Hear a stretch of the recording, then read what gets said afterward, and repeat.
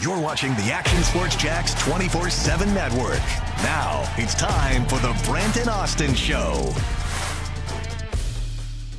Oh, man, I'm glad I didn't gain 13 pounds. Oh, maybe I did in the last year. I'm trying to lose 13 pounds. Like, seriously, lose 13 pounds. Meanwhile, Travis Hunter's gaining 13 pounds, and that's a very good thing. Up, I think that scale said over 192 or something, right? Yeah, 192.5. Yeah, good for him. And hey, listen, it's been noticeable. I don't feel like we should make this like the biggest story of the offseason, but I think it's significant. And I think Austen feels like it's significant, something that we talked about ever since he got drafted to some degree. And obviously he feels like it's significant, needed, and so do the Jags. I think it just makes sense. So, and again, on the heels of the recovery, just all signs pointing to, wow, this dude's working, you know, and I think that's pretty significant in itself. Brent Martineau, Austen Lane, Jason Hamby on a Thursday as we really tick down. Enjoy the last couple of days before football season begins, and yeah, look, game on, right? I guess I can't. I'm hiding it. Game on. It's about there. So, looking forward to that. I want to start a segment, Hamby, that we just like sip on this. Where's YB 400? Where is he in the coffee? Yeah, my coffee buddy. Yeah. So I kind of like it. Let's do it. Sip on this. Well, sip on the fact that when I'm looking around this morning and Lane Kiffin's on the podium at SEC Media Days, and one of the things he's been off. Remember there was that scuttlebutt that LSU stopped him from social media? Oh, yeah. I guess it was erroneous, that part. But I guess his son did. So his son knocks Kiffin. Knox. This is the Mandarin kid. Yep. That's what I almost said. But his son basically challenged him to get off social media. And so I think he deleted it. And so I started thinking, I'm like, I wonder if my kids ever thought that. Hey, Dad, get off there. Why are you on there? It would be Ty, not Kaylee, that would say that. Ty Ty's never posted a thing on social media that I know of. I don't think he has it, but he's never posted. He's never posted? No. It's kind of sick. Yeah, it's a different dude, man. He's a different cat. But yeah, he has not ever done that. Where can you get that shirt that I'm wearing? Well, I mean, maybe play along in the envelope game or something like that on occasion. And sometimes we give them away. We have done that in the past. A little shock your mock one we have as well. So I can't sell them. Steal James Gladstone's line of game on. I mean, not that he's got it trademarked. I mean, it's not like anybody's ever said game on, but played off that from last year. So we will maybe I'll send you one, Steven. Oh. I got to see how many I got left from last year. Got to go to the warehouse. You got to get to the warehouse. By the way, there's a decent warehouse in my garage. Yeah. And I've got to do, it was one of my summer projects that I did not do, at least yet. I might still find time. And usually it's around Dream 18 time because I have stuff from Dream 18 years. And then I have stuff from the Action Sport. Not a lot of Action Sports Jacks. Usually we order whatever we can because I'm not giving that away. But the Dream 18, we order extra stuff, and I like to promote it throughout the year. November 16th, by the way. You can check out actionsportsjacksdream18.com. Registration isn't open yet, but it's going to be at the newly renovated Southampton. Can't wait for that. But I just feel I never want to be short of it. And so I have I wouldn't say I have like so much stuff, but I have enough from years left over. And I'm like, golly, what do I do with this? Who wants it? How much, if I gave you something, I mean, Dream 18 or not, and it said like 2022 golf tournament on it, or 2022 anything, would you be like offended by that? It depends if I was there or not. Yeah, because otherwise you don't care. Correct. Yeah. How about you, Hamby? You care if you're there? Because some people, like a lot of people ask me to bring back Master stuff, and they're not there. I mean, I wouldn't want Master stuff, but I mean, okay, you're in the minority there. A lot of people do. I'm Well, with them. if- I mean, if I was- You just don't count. No. If I was there, what'd you say? You just don't count. I don't. That's like asking me if I want a WWE shirt. Yeah. You know? if I was there, I would like it. I'm saying I wouldn't exactly. care for Okay. one just because it's the Masters shirt. I got you. If you're trying to give away a 2022 T-shirt and it's comfortable, I'll wear it to the gym, no problem. Fair enough. I can never have enough of those. Yeah, I've tried to get. There's a couple of things that have 2022 or 21 or whatever it was on the Dream 18, but a lot of it is just it doesn't say the year, Yeah. which I think is usually better because then it doesn't matter. I feel like you get to a certain age where, like, if a parent or like a friend goes on a vacation, like, you got to stop expecting them to bring you stuff back. Like, I think as a kid, yeah. you always, like, I still bring my son stuff back. If I go on vacation, I'll bring my son something. Okay. Just like, hey, and I don't know why we even do that. I don't know if even a lot of people do that, but Especially because souvenirs are marked up like 300%. So, Hamby, did you do that? Like, if your parents went on a vacation or something, did No. you want something back? But my wife now always does it for Yeah. her 11-year-old brother. I don't know how that started because, like, my mom did it for me, so I do it for my son. But, like, I feel like you get to a certain age where it's like, okay, it's like, you know, trick-or-treating. Like, Yeah, we're all good. yeah. If you want it, go get it. Dad right. Dad went to, you know, whatever, Vegas. Figure it out. Like, Yeah. You'd be all right. YB400, I mentioned you beautiful day Jacksonvillians. Instead of Good Morning Coffee Buddies, I said I'm going to start a segment called Sip on This. Get ready for it. Pause, Brent. Pause, please. First sip. Better. I got to pause on Sip on This. Golly, you guys, you can't say anything these days. Pretty much. Guess we're looking for a new new segment. First sip is better. What's up, Starbucks? Yeah. Coffee something. Yeah. Starbucks. Well, you know, my Listen. favorite one I would like to steal, but I think I need permission from him. It's not like he trademarked it either, but I got to give him a shout out. Gerald Alexander. Remember Gerald? Of course, man. He used to say coffee me, Yeah, and yeah. I like it. Coffee me? Yeah, He'd be like, all capital letters would be coffee me. And Yeah. I was like, I like that. Gerald, and he gets credit for this because he's the first guy that I actually knew that would do this with Maurice Jones-Drew. They used to do to Catch a Predator watch party, and basically all they did was they would watch the show To Catch a Predator, and then they'd give like their commentary during it, and everybody like in Jacksonville would like, kind of tune in and see what they had to say. But that was really like the first like Twitch thing, and this would have been 2010. Yeah. They were doing this. Like they were ahead of the game. Like if they would have ushered that in to like the 2020s, they could probably be like the first streamers ever. That's a like good they point. were. Shout out to Mojo and Gerald, man, because they were the first I ones don't that. remember that. Yeah, they're the first ones that I felt like ever like had like a viewing thing for like a stream. Yeah. That's wild. Mhm. Yeah, you're right, though. Timing is everything. They were a little bit ahead, and ahead doesn't Yeah. go big. Yeah. And that was on Twitch. That was No. Oh, it okay. was on just Twitter. A Twitch. Well, no, it's like what Twitch is now. I like see, they I see. they would go on Twitter and just talk about the show, and people would follow along, and like that was like the infancy of like what you would get with Twitch. Yeah, I see. That's pretty cool. I've had a little hot for coffee, caffeine addicted, so really start my day with a Coke, a cola, Coke Zero, Coca-Cola, Diet Coke. I'll still go coffee with it's hot. Does Diet Coke have caffeine? I don't look at that stuff. Yeah. Does it? Yeah, I think it does. Yeah. It just doesn't have sugar. Doesn't have sugar. Gotcha. Doesn't have sugar. Okay. I didn't want to misspeak. Yeah. But like Coke Zero doesn't either. Doesn't But have it's supposed either. to be a little bit. No, it doesn't have sugar. You know, I learned something the other day, and I don't remember this, that Coke actually came out with something similar to Coke Zero years ago. I think they called it like C2 or something. It had half as much caffeine. I don't remember it. Yeah, I mean, I'm not a soda guy. So. And I'm a connoisseur. Yeah. And I just don't remember it. So, regular Coke, okay. I can't drink regular Coke anymore. I'm just 38. What does that have to do with regular Coke or Diet Coke?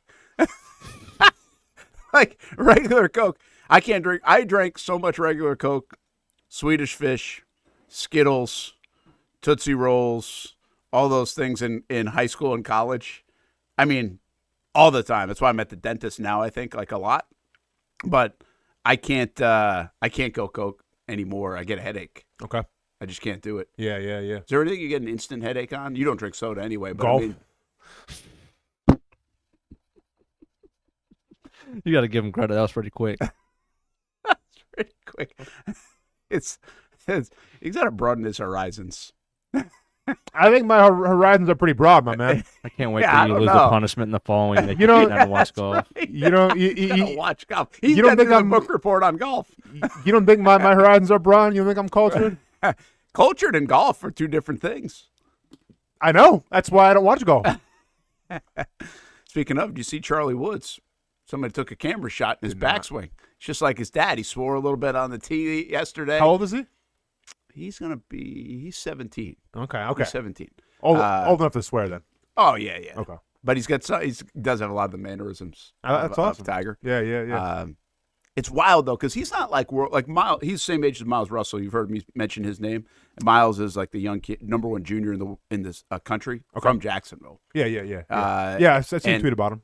And he, he's like legit. Right? Yeah. And Tiger's son has really like got a lot better. If Tiger 5 years ago, like Miles Russell was like here, Tiger's son wasn't even in the conversation. Mm-hmm. And now he's going to FSU with Miles actually.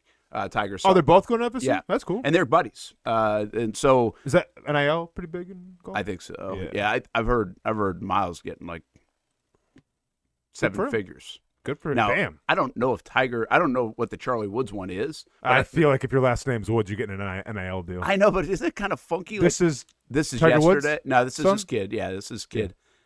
And someone clicked the camera well. and the backswing. This is golf.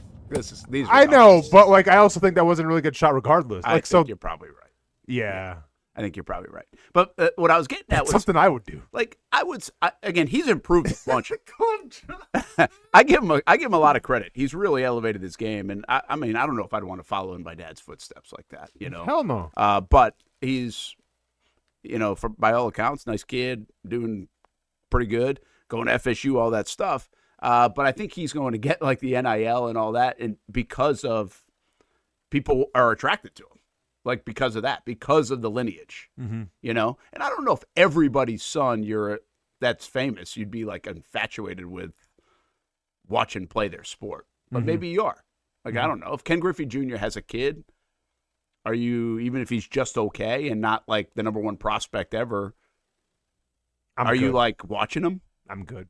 Yeah. Because, I mean, we had the example with Bronny James. Like, are we tuning in Well, to that's see a good one. LeBron James' son? That's a great point. We're all good. Well, that's a great point, though. So why is Tiger just on that echelon of he's just different status and even LeBron? But why I are just think- everybody I so think infatuated with this kid? Well, I just think it's golf. So, like, you're out there by yourself. Like with Yeah, Bronny, yeah. like, That's it's fair. the team. So I just think you can watch somebody one-on-one. Like, I think if there was like a tennis star or something like that and their kid, like if Serena Williams had a baby and then that kid played tennis, we'd probably tune in to watch that as well. Okay. Yeah, that's fair. So it'll be interesting. He's definitely getting a lot of the love. I mean, he's just going to bring a lot of attention to FSU. But also, does Tiger Woods a billionaire? Does he need NIL money? Like, he can write the check. Yeah, that's what the money says, And, though, right? That's the ultimate what the money says, isn't it? Oh, I mean, Tiger can donate all the NIL in the world to FSU if he wants. Yeah, I mean, but if you get you get Tiger Woods' kid on campus, like that's going to bring, I feel like, some eyeballs to your program. Yeah. It's just wild. YB 400, when did the show go past 12? Yeah, it's a good question. You want it to? Do we need to? We'll see. We were just talking about that yesterday, actually. So we will we'll see that. Do you care what Lane Kiffin says today at SEC Media Days? No, I mean, I'll check out the highlights, obviously, and the highlights, we'll be feeding families, I'm sure, for the polarization of the SEC. But no, I honestly, I don't like really buy into the whole media day thing. I could care less about it. I forgot who the guy was that asked the Kentucky kid about his scar. That was a little awkward. Did you guys see that? I didn't see that one. Hamby? No, I did not. Oh, yeah. And the dude's like, hey, you look like a football player. That's a pretty mean scar. And the kid's like, yeah, I got in a really bad car accident as a child with my father. And it was like really, wow. And then the guy's like, oh, well, look like a football player. It's like, don't ask people about scars, like off the get-go. So that was the icebreaker. That was the icebreaker. I saw that point. Listen, I don't try to. I don't to each their own. Everybody's learning and going, and that landscape, you've got such a wide variety of student reporters to guys that have been in the biz for 40 years, and it's a very wide gap, right? But you do get you do get the very novice, the amateur kind of look, and I don't, again, not saying that's a bad thing, but you will get some funky stuff there. That's an interesting icebreaker. Turns out, though, it could be a very good story if you wanted to dig deep into it from a storytelling standpoint. Felt a little awkward though. Yeah, that Felt well, it felt doesn't like it was a pretty serious accident that maybe he didn't want to talk about. well, you that also feels like not a podium question. No, this was like it wasn't a podium. It was like a one-on-one thing. Oh, it was one-on-one. Yeah. Okay, but not at that setting. Like, that's what I'm saying. I think there's time and place. If you go get a sit down with that guy at Kentucky now, and you're like, hey, if he wanted to talk about it, some people do, some people don't. I just feel like don't bring up someone in scars. They'll probably address it. It's like when you see a woman in Where was the scar? On his face. Oh, it was on his face. Yeah. It was like on his eye or something, I guess. But like that's they'll bring it up if they want to bring it up. It's kind of like, see, if I see a woman who looks like she's showing in public, I'm not going to say congratulations because that one time it's going to be she's actually not pregnant. Like, just let it go. There's other things to talk about. Yeah, that is that is true. All right, we'll see what's happening at SEC Media Days. Keep us posted, Hamby, if there's anything good coming out of Lane Kiffin. Paul Dozier is going to join us a little bit later. Figure we'll quiz him on Lane Kiffin. And what he thought of Jon Sumrall, by the way. Did you see this Jon Sumrall one where he scolds the reporter? I did not. That made its rounds. Mm-hmm. People really interpreted that two different ways. Hamby, which one did you see more of? That he was joking, people thought, or because I saw? Did you see Tom Crean? Yeah, I did. You see all that back and forth? Yeah, and Sumrall chopped back at him. So basically, remember, we said yesterday the cell phone goes off in the media room, and he scolded someone, and he looked kind of stern on it. Okay. Well, I mean, he obviously was. I think it was pretty obvious he was joking. Okay. I think we just saw the clip where he never smiled. I think whoever put the clip out there, and so some people took it a certain way. Which probably wasn't a great look for him. Then he had to clap back and basically say, I was kidding. Should have told him to take a lap. Yeah. If you well, that's what he basically did. Well, hey, is that your phone? Yeah. Why don't you go and take a lap and ask me a question? He basically did that.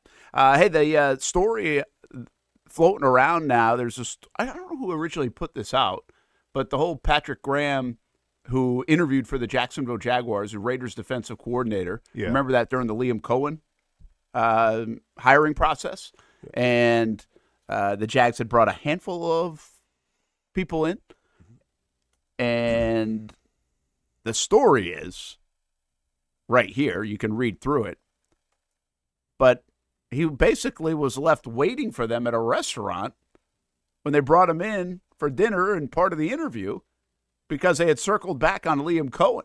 Yeah, and I think this article has to do with the Rooney Rule, right? And exactly, but I forget the origin of it. But this was one of the excerpts of the article. I want to give credit to it. I got it from Travis Holmes, who's in Jackson. Well, yeah, but he got it from an article. Okay, but but I first saw it from him, so I just wanted to give him credit because I think he's a local guy, right? He is a local guy. Okay, yeah. So shout out to local guys.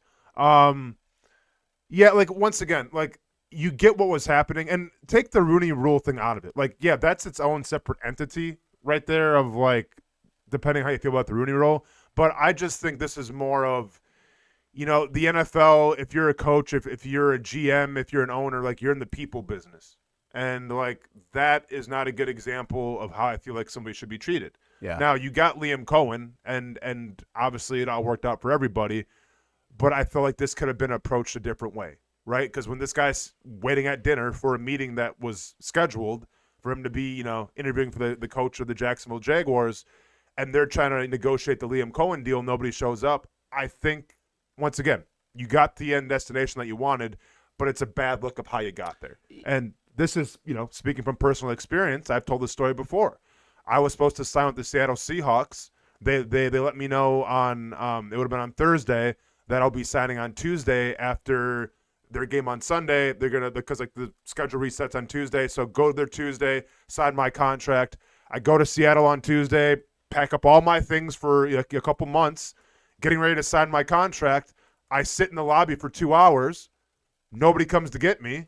A scout says, hey, we're going to send you back to Jacksonville. And I'm like, huh? And then I call my agent. It turns out that they had to sign a fullback instead because during the game on Sunday, a fullback got hurt. So I essentially flew out to Seattle, sat in the lobby for 2 hours, and then flew back. No, nothing from a GM, nothing from a scout. Literally an assistant had to come get me and said, yeah, you're going back to Jacksonville. Very cool. And then I see that GM, who has Wisconsin ties, a couple later of the Super Bowl, I'll chip like, hey, Austin, how's it going? And I just go, what's up? Because, once again, I feel like there's a certain way of treating people, and I felt like I was disrespected in that. So, no, we can't be all hunky-dory going forward. I feel a certain type of way. Same thing with this example right here. A simple phone call, a simple, hey, man, we're going to be late or we're not going to be able to make the meet, like something. But to have a guy that's paid his dues sitting there in a restaurant for how long, I don't think it's right. Yeah, I mean, I don't think there's anything that really makes the Jags look good here. If you can't, I shouldn't assume everybody can see it. I know people are working or listening and definitely on the podcast as well. So this background story, and Jason Reed from ESPN wrote the story and interviewed 13 coaches about their experiences. So that's the backstory of this. And Patrick Graham was one of them, and this is the experience. And it reads, at a table set for 5 at Jacksonville Steakhouse in January, he had shown up to meet with Jags owner Shad Khan and team execs after interviewing for the head coaching job earlier that day. So pretty typical, right? You come in for a big interview, you're going to have a dinner later that night, most likely, if you've been brought in. The then Raiders defensive coordinator, who's now he's with the Steelers, was alone for 30 minutes. His hopes for getting the job fading minute by minute. Now, that's a little dramatic pose of that. In real time, I'm not sure if he knew it was fading moment by moment. Well, but hold on. I mean, I feel like if there's a schedule and like you're meeting at a certain time and you're 30 minutes into the meeting and nobody's there, you probably know something's up. Yeah. Just kind of like I knew, okay, like, well. Yeah, something's up. Yeah, something's probably going to happen. Yeah. He took a selfie with the empty chairs to document it. Good move there. I like that. Graham didn't know it yet, but the group of Jaguars execs had not shown for the dinner because at the same time they were discussing a contract with future head coach Liam Cohen, who had re-entered the interview process after withdrawing the previous day. Again, this doesn't make the Jags look good. YB400 says it cutthroat. You have given us examples, not only the Seattle example, but Chicago example over the years of this cutthroat business. I'm trying to find anything that I could to defend the Jags here, and it's really hard to do. I don't understand how that really could happen. How you could nobody would say anything, move it back an hour. I mean, you have secretaries and people in charge. I know you keep a pretty tight circle in the coaching carousel so it doesn't get out, but you still have people making these reservations and other things. It's not like Shad Khan himself would even have to pick up the phone or Baselli or whoever else is involved in the process. So, yeah, that's a miss for sure. An easy phone call would have saved the day. The other thing about it is I understand a little bit the haste to get Cohen, but at the same time, I don't. Because nobody else was interviewing him. I mean, this wasn't a battle for Ben Johnson, where you knew 3 teams were like in the mix for Ben Johnson. That was not the case. But with Liam Cohen, I mean, other than Tampa, who might have made a move. But I think there had to be some haste though too, just because remember like the whole Trent Baalke thing. So maybe there was some bad blood there. So they had to circle back around and say, hey, Baalke's gone now. Can we get you? Like. I think time was of the essence there for Liam Cohen because there may have been a little disconnect with how the whole Trent Baalke thing was handled. Yeah. So maybe they had to, act quickly. Yeah. You just mentioned something that's interesting, and I know this is under the context of the Rooney Rule article. Like, is it where it should be? And, there's a lot of layers to that.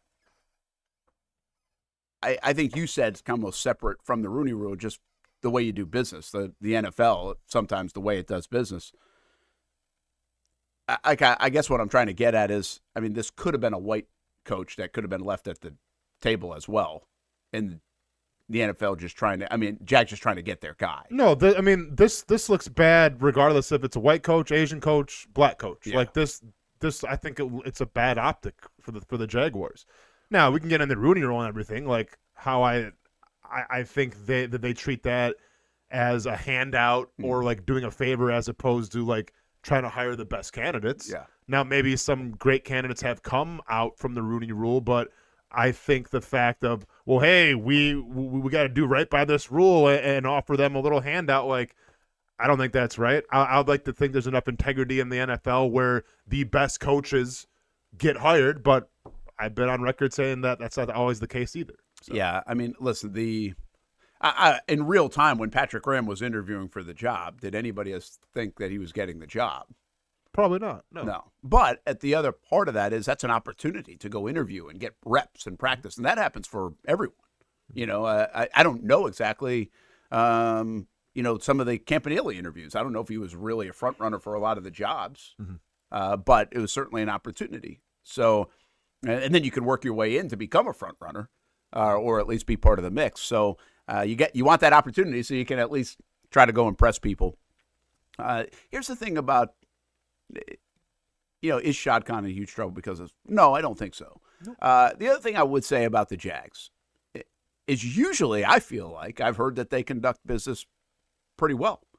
It's been one of the things that they've had their eye on, especially since Shad bought the team, to handle relationships with players and other, how they do their business in contract negotiations and everything. I'm sure there are stories that it doesn't come across that way, but I think there's been concerted effort going all the way back to like 2012, 13 to, hey, we might not be great on the field, but we want to conduct our business the right way. Sure. And there's emphasis on that. So I do think this looks like a miss and a whiff on the Jags' part for this story to come out. But I also don't really think it would be fair to characterize them as that's how they do business normally. I think this, whether it's a one-off or another, you could go back to the Jalen Ramsey and Tom Coughlin, Dave Caldwell thing and how that all went down is not a great look for anybody either. Yeah. So there are definitely going to be moments across time, but I would just say I've heard a lot of good things about the way the Jags conduct their business, but even that's been elevated by this latest regime. Tony Boselli's been very cognizant of the family around players and other things. So it's like, listen, it's to me, it's a one-off thing, but a bad one-off thing. Well, of course. And could this have been a miscommunication between maybe a secretary or like an intern that was supposed to make the call and simply doesn't, then get an email? Like, yeah, all those things could be true, right? And this maybe has nothing to do with Shad Khan or the higher-ups. Like maybe the chain of command, there was miscommunication, and now we're here.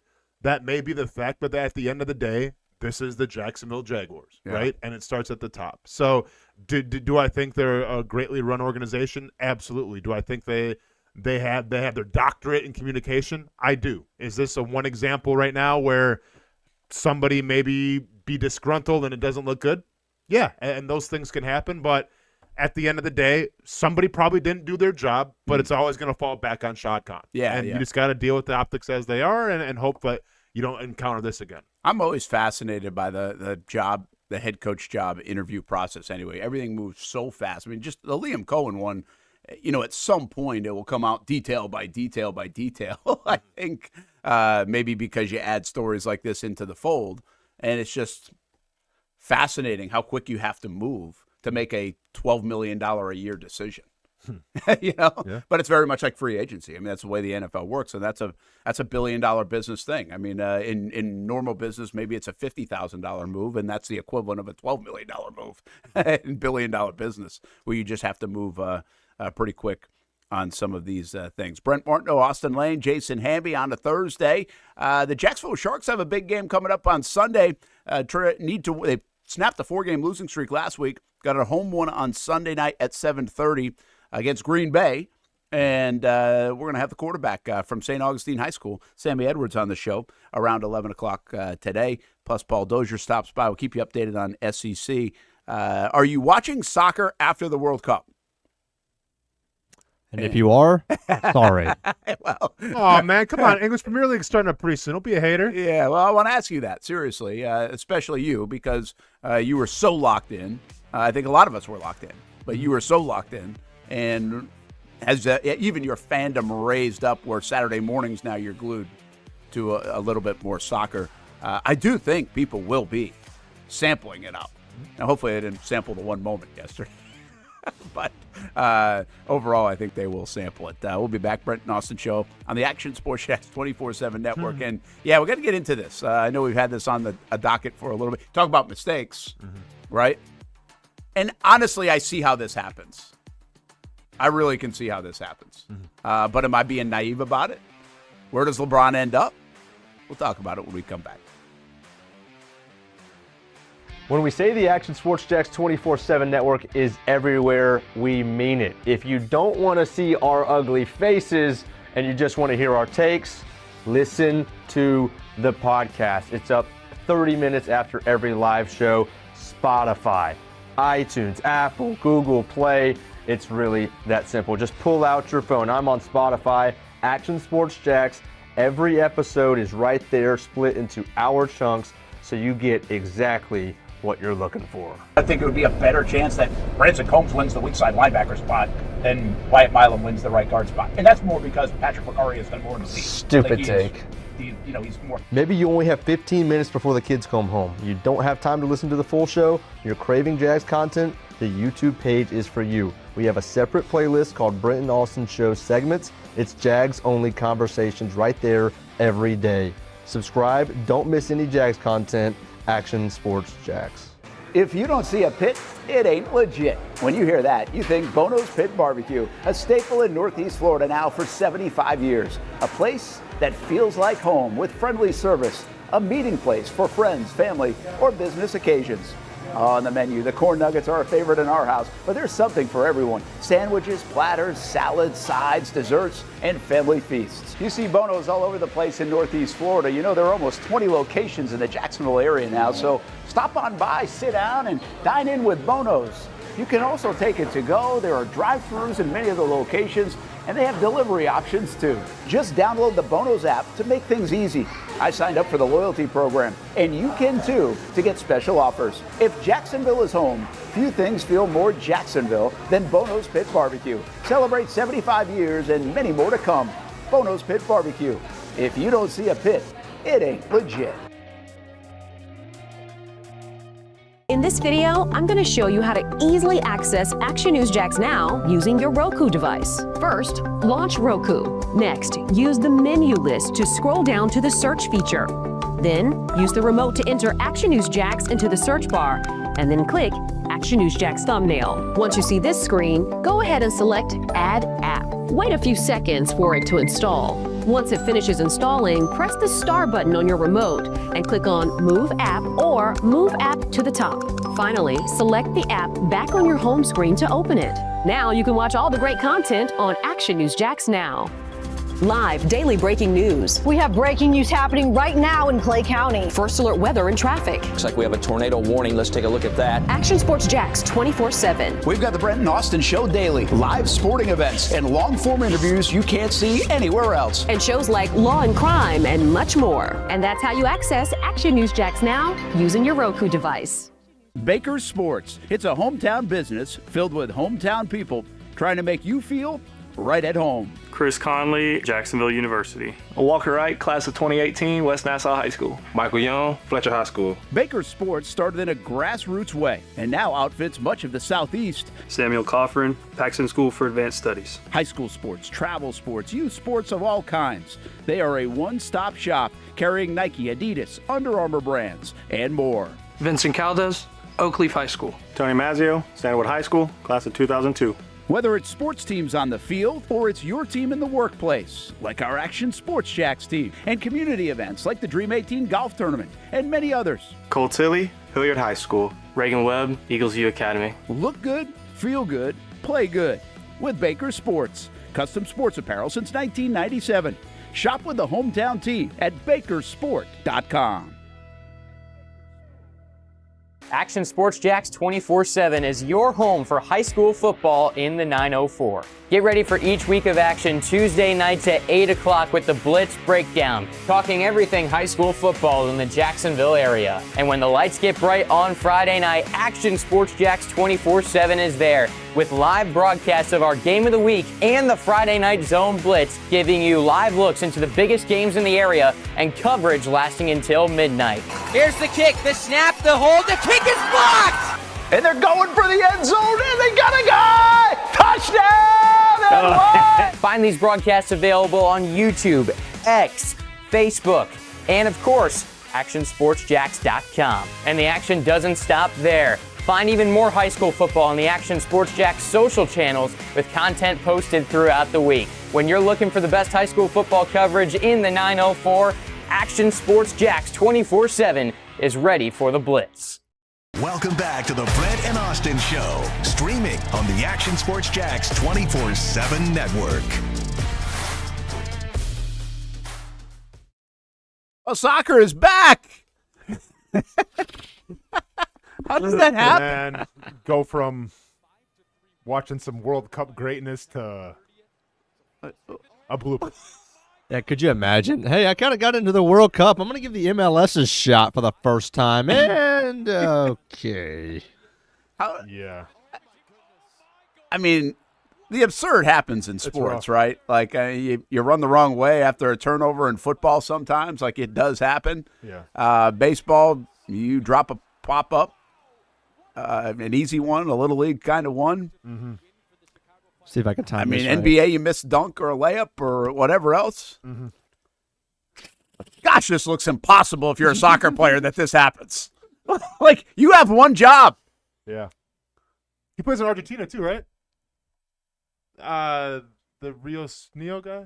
Okay, I'm pretty sure he's not like the main Argentinian goalkeeper, but like he's from Argentina. Let's hope not. Well, yeah. Not good. Yeah, I think he's like a backup for Argentina. Yeah. That's wild. So anyway, how many people are watching soccer? Like, where's the momentum? We always ask that.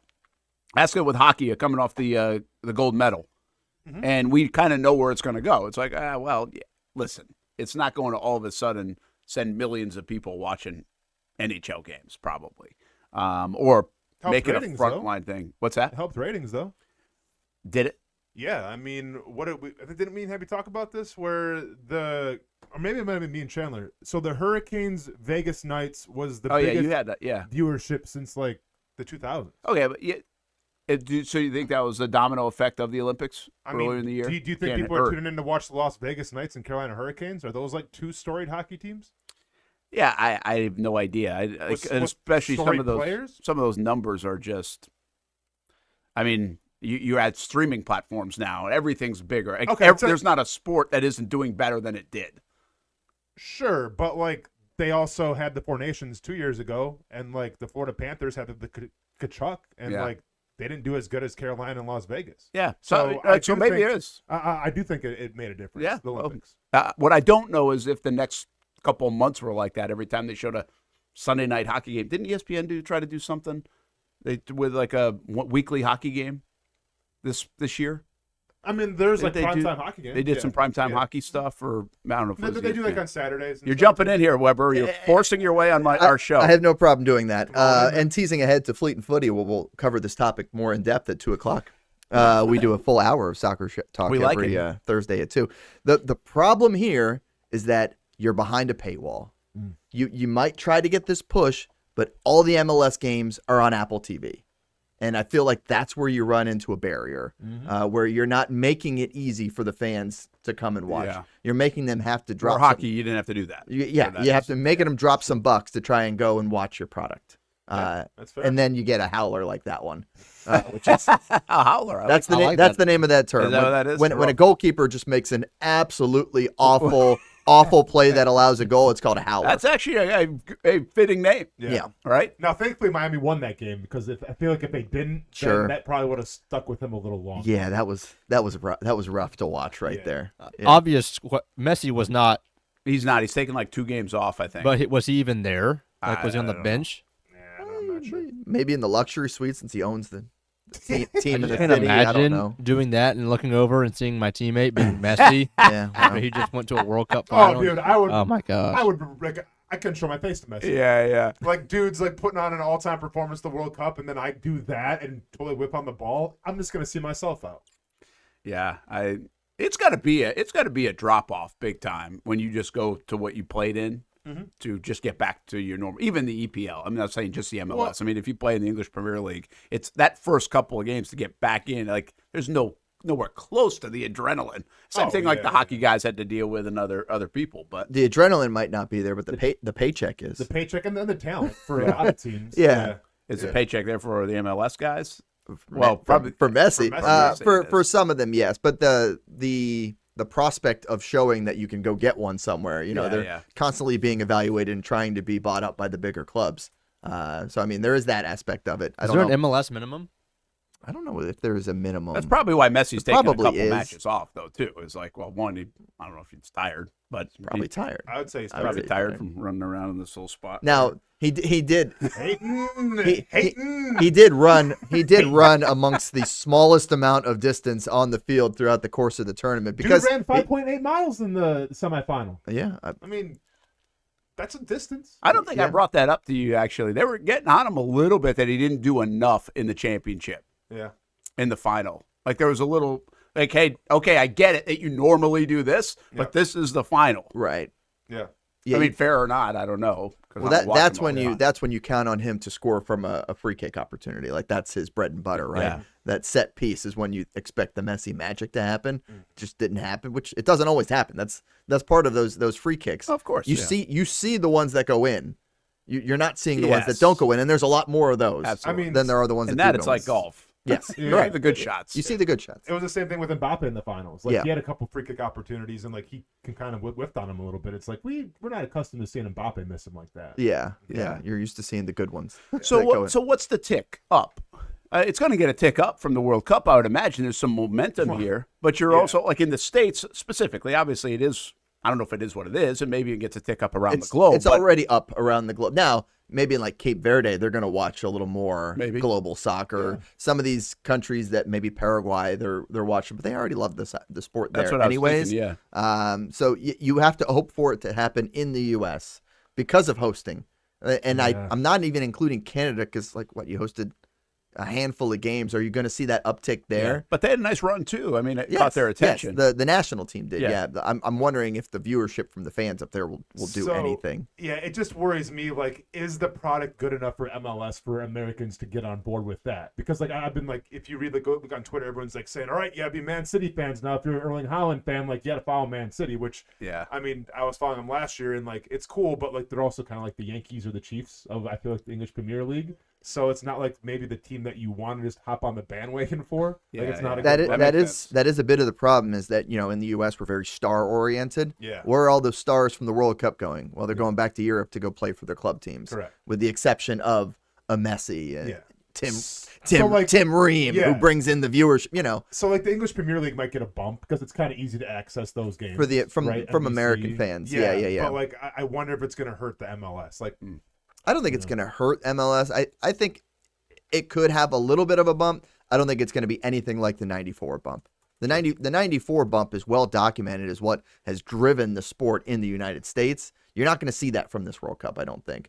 Because of where it was in 94, it was basically non-existent. To go from non-existent to it's a bigger, somewhat prevalent, and now it was already somewhat prevalent. You're not going to go to mass stardom after this.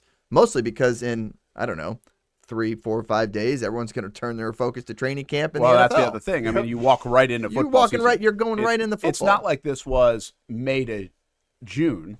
Yeah. And then you still had the rest of June and July before football season started, right? So, I mean, I think you will get a little bit of that. But listen, they're going to get a natural bump. It'll be great for the sport, all that. And I've read a little bit that I think soccer is in a position where they will remake their youth program, or at least they're thinking about it.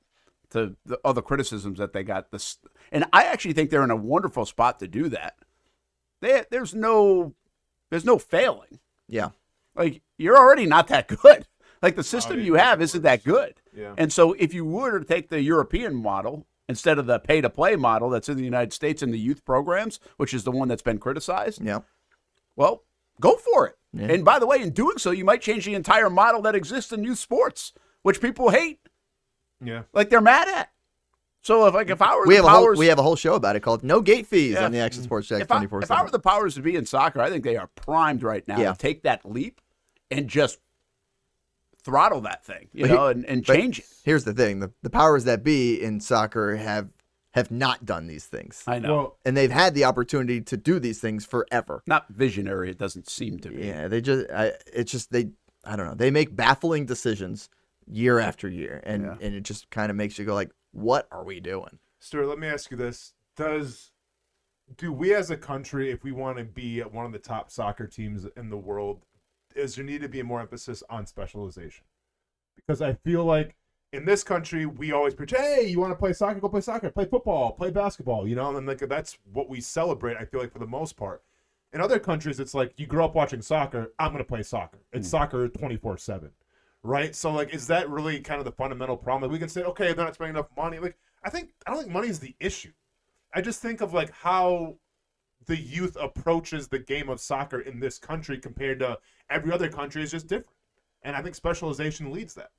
Well, for a lot of American athletes, soccer is like a starter sport. It is. It's the one you get into. Everybody started playing soccer. It's the one you get into because your parents can just toss you out there and you run around and chase a ball. It doesn't require. Well, and you can do it really young. You can do it really young. I know we couldn't play t-ball. Get the kids into t-ball until 5, but you could soccer 4. So we're like, all right, let's go. It doesn't require a ton of equipment. You just go out there and run around and chase the ball. And the rules are easy to follow. Rules. Don't touch it with your hands. Don't touch it with your hand. Put the ball in the net. Yeah. Don't anger Brent about offsides rules. So you're starting very early. The thing about international soccer is that the high-level players are in these academies at 10 to 12 years old, if not earlier. Like, they are starting super young. So by doing that, they are specialized, and the ones that are doing it, like I can give you for an example, the MLS Next Academy for the Jacksonville Armada, they have 3 teams. They have the U19s, the 17s, and the 16s. And then a lot of the other MLS Next teams across the country go further down from there, 15, 14, 13, 12, like all that. Now, Jacksonville FC has that as part of the program. It's just not integrated fully with the Armada side, but it is. They basically go step to step. So you have these players who are competing in these MLS Next programs, and that's a year-round calendar. So you don't have the opportunity to not be specialized if you're playing at that level here in the United States. So it kind of already is for the ones that are going to have the chance to be that guy or that player that can get to national teams. You're already specialized. I don't know what they would change to do that other than, I don't know, forcing kids, hey, football player, get over here, do this. That's the thing. Like, you're always going to have these kids that are going to want to go play these other sports instead. And that's because it's more prevalent in the United States. It's a bigger draw. Well, and even in most places, you did the World Champions. Not that they don't offer other sports. It's just maybe it's not the breadth of sport, how far-reaching, and especially with football. I mean, football is so big here. It's certainly not the number one. In most every other country, it's the number one, or rugby is. So you lose some kids to rugby, let's just say, or maybe in some countries, cricket. I mean, everybody has their thing in Norway. You lose the darts. Handball. Darts. You'll lose them, but not to the masses of, and again, how culturally accepted is the sport. That's one of the big problems, right? I mean, it's been a problem with baseball. How culturally accept, like, I'm going to go play basketball or football. It's not cool to play baseball. No. Or soccer. Yeah, it's all about, I feel like, how you grow up with your heroes or people that you admire. Yeah. Right? Like, if you grow up in Brazil, like, you grow up with soccer players as your heroes. Yeah, you grow up in England, you grew up watching Wayne Rooney. Argentinian kids, like the next generation of Argentinian kids, Lionel Messi. Yeah. In the U.S., I guess, Christian Pulisic.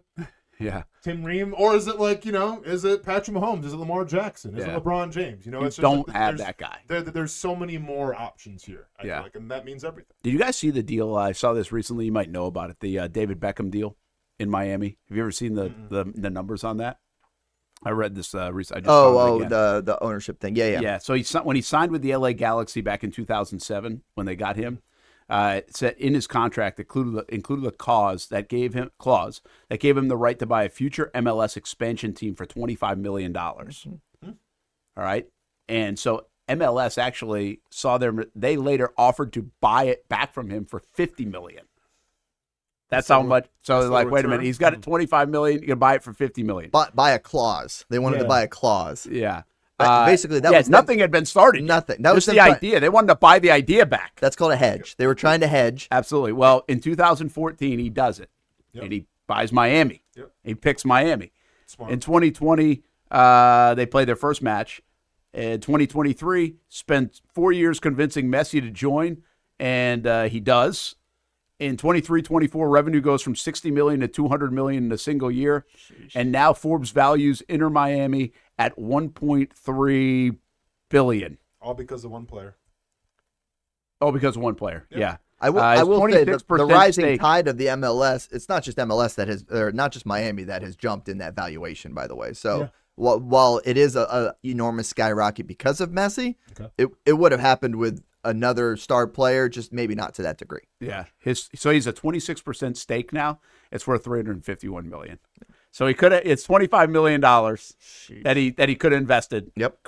He could have got rid of it right away, which I think most people would have done.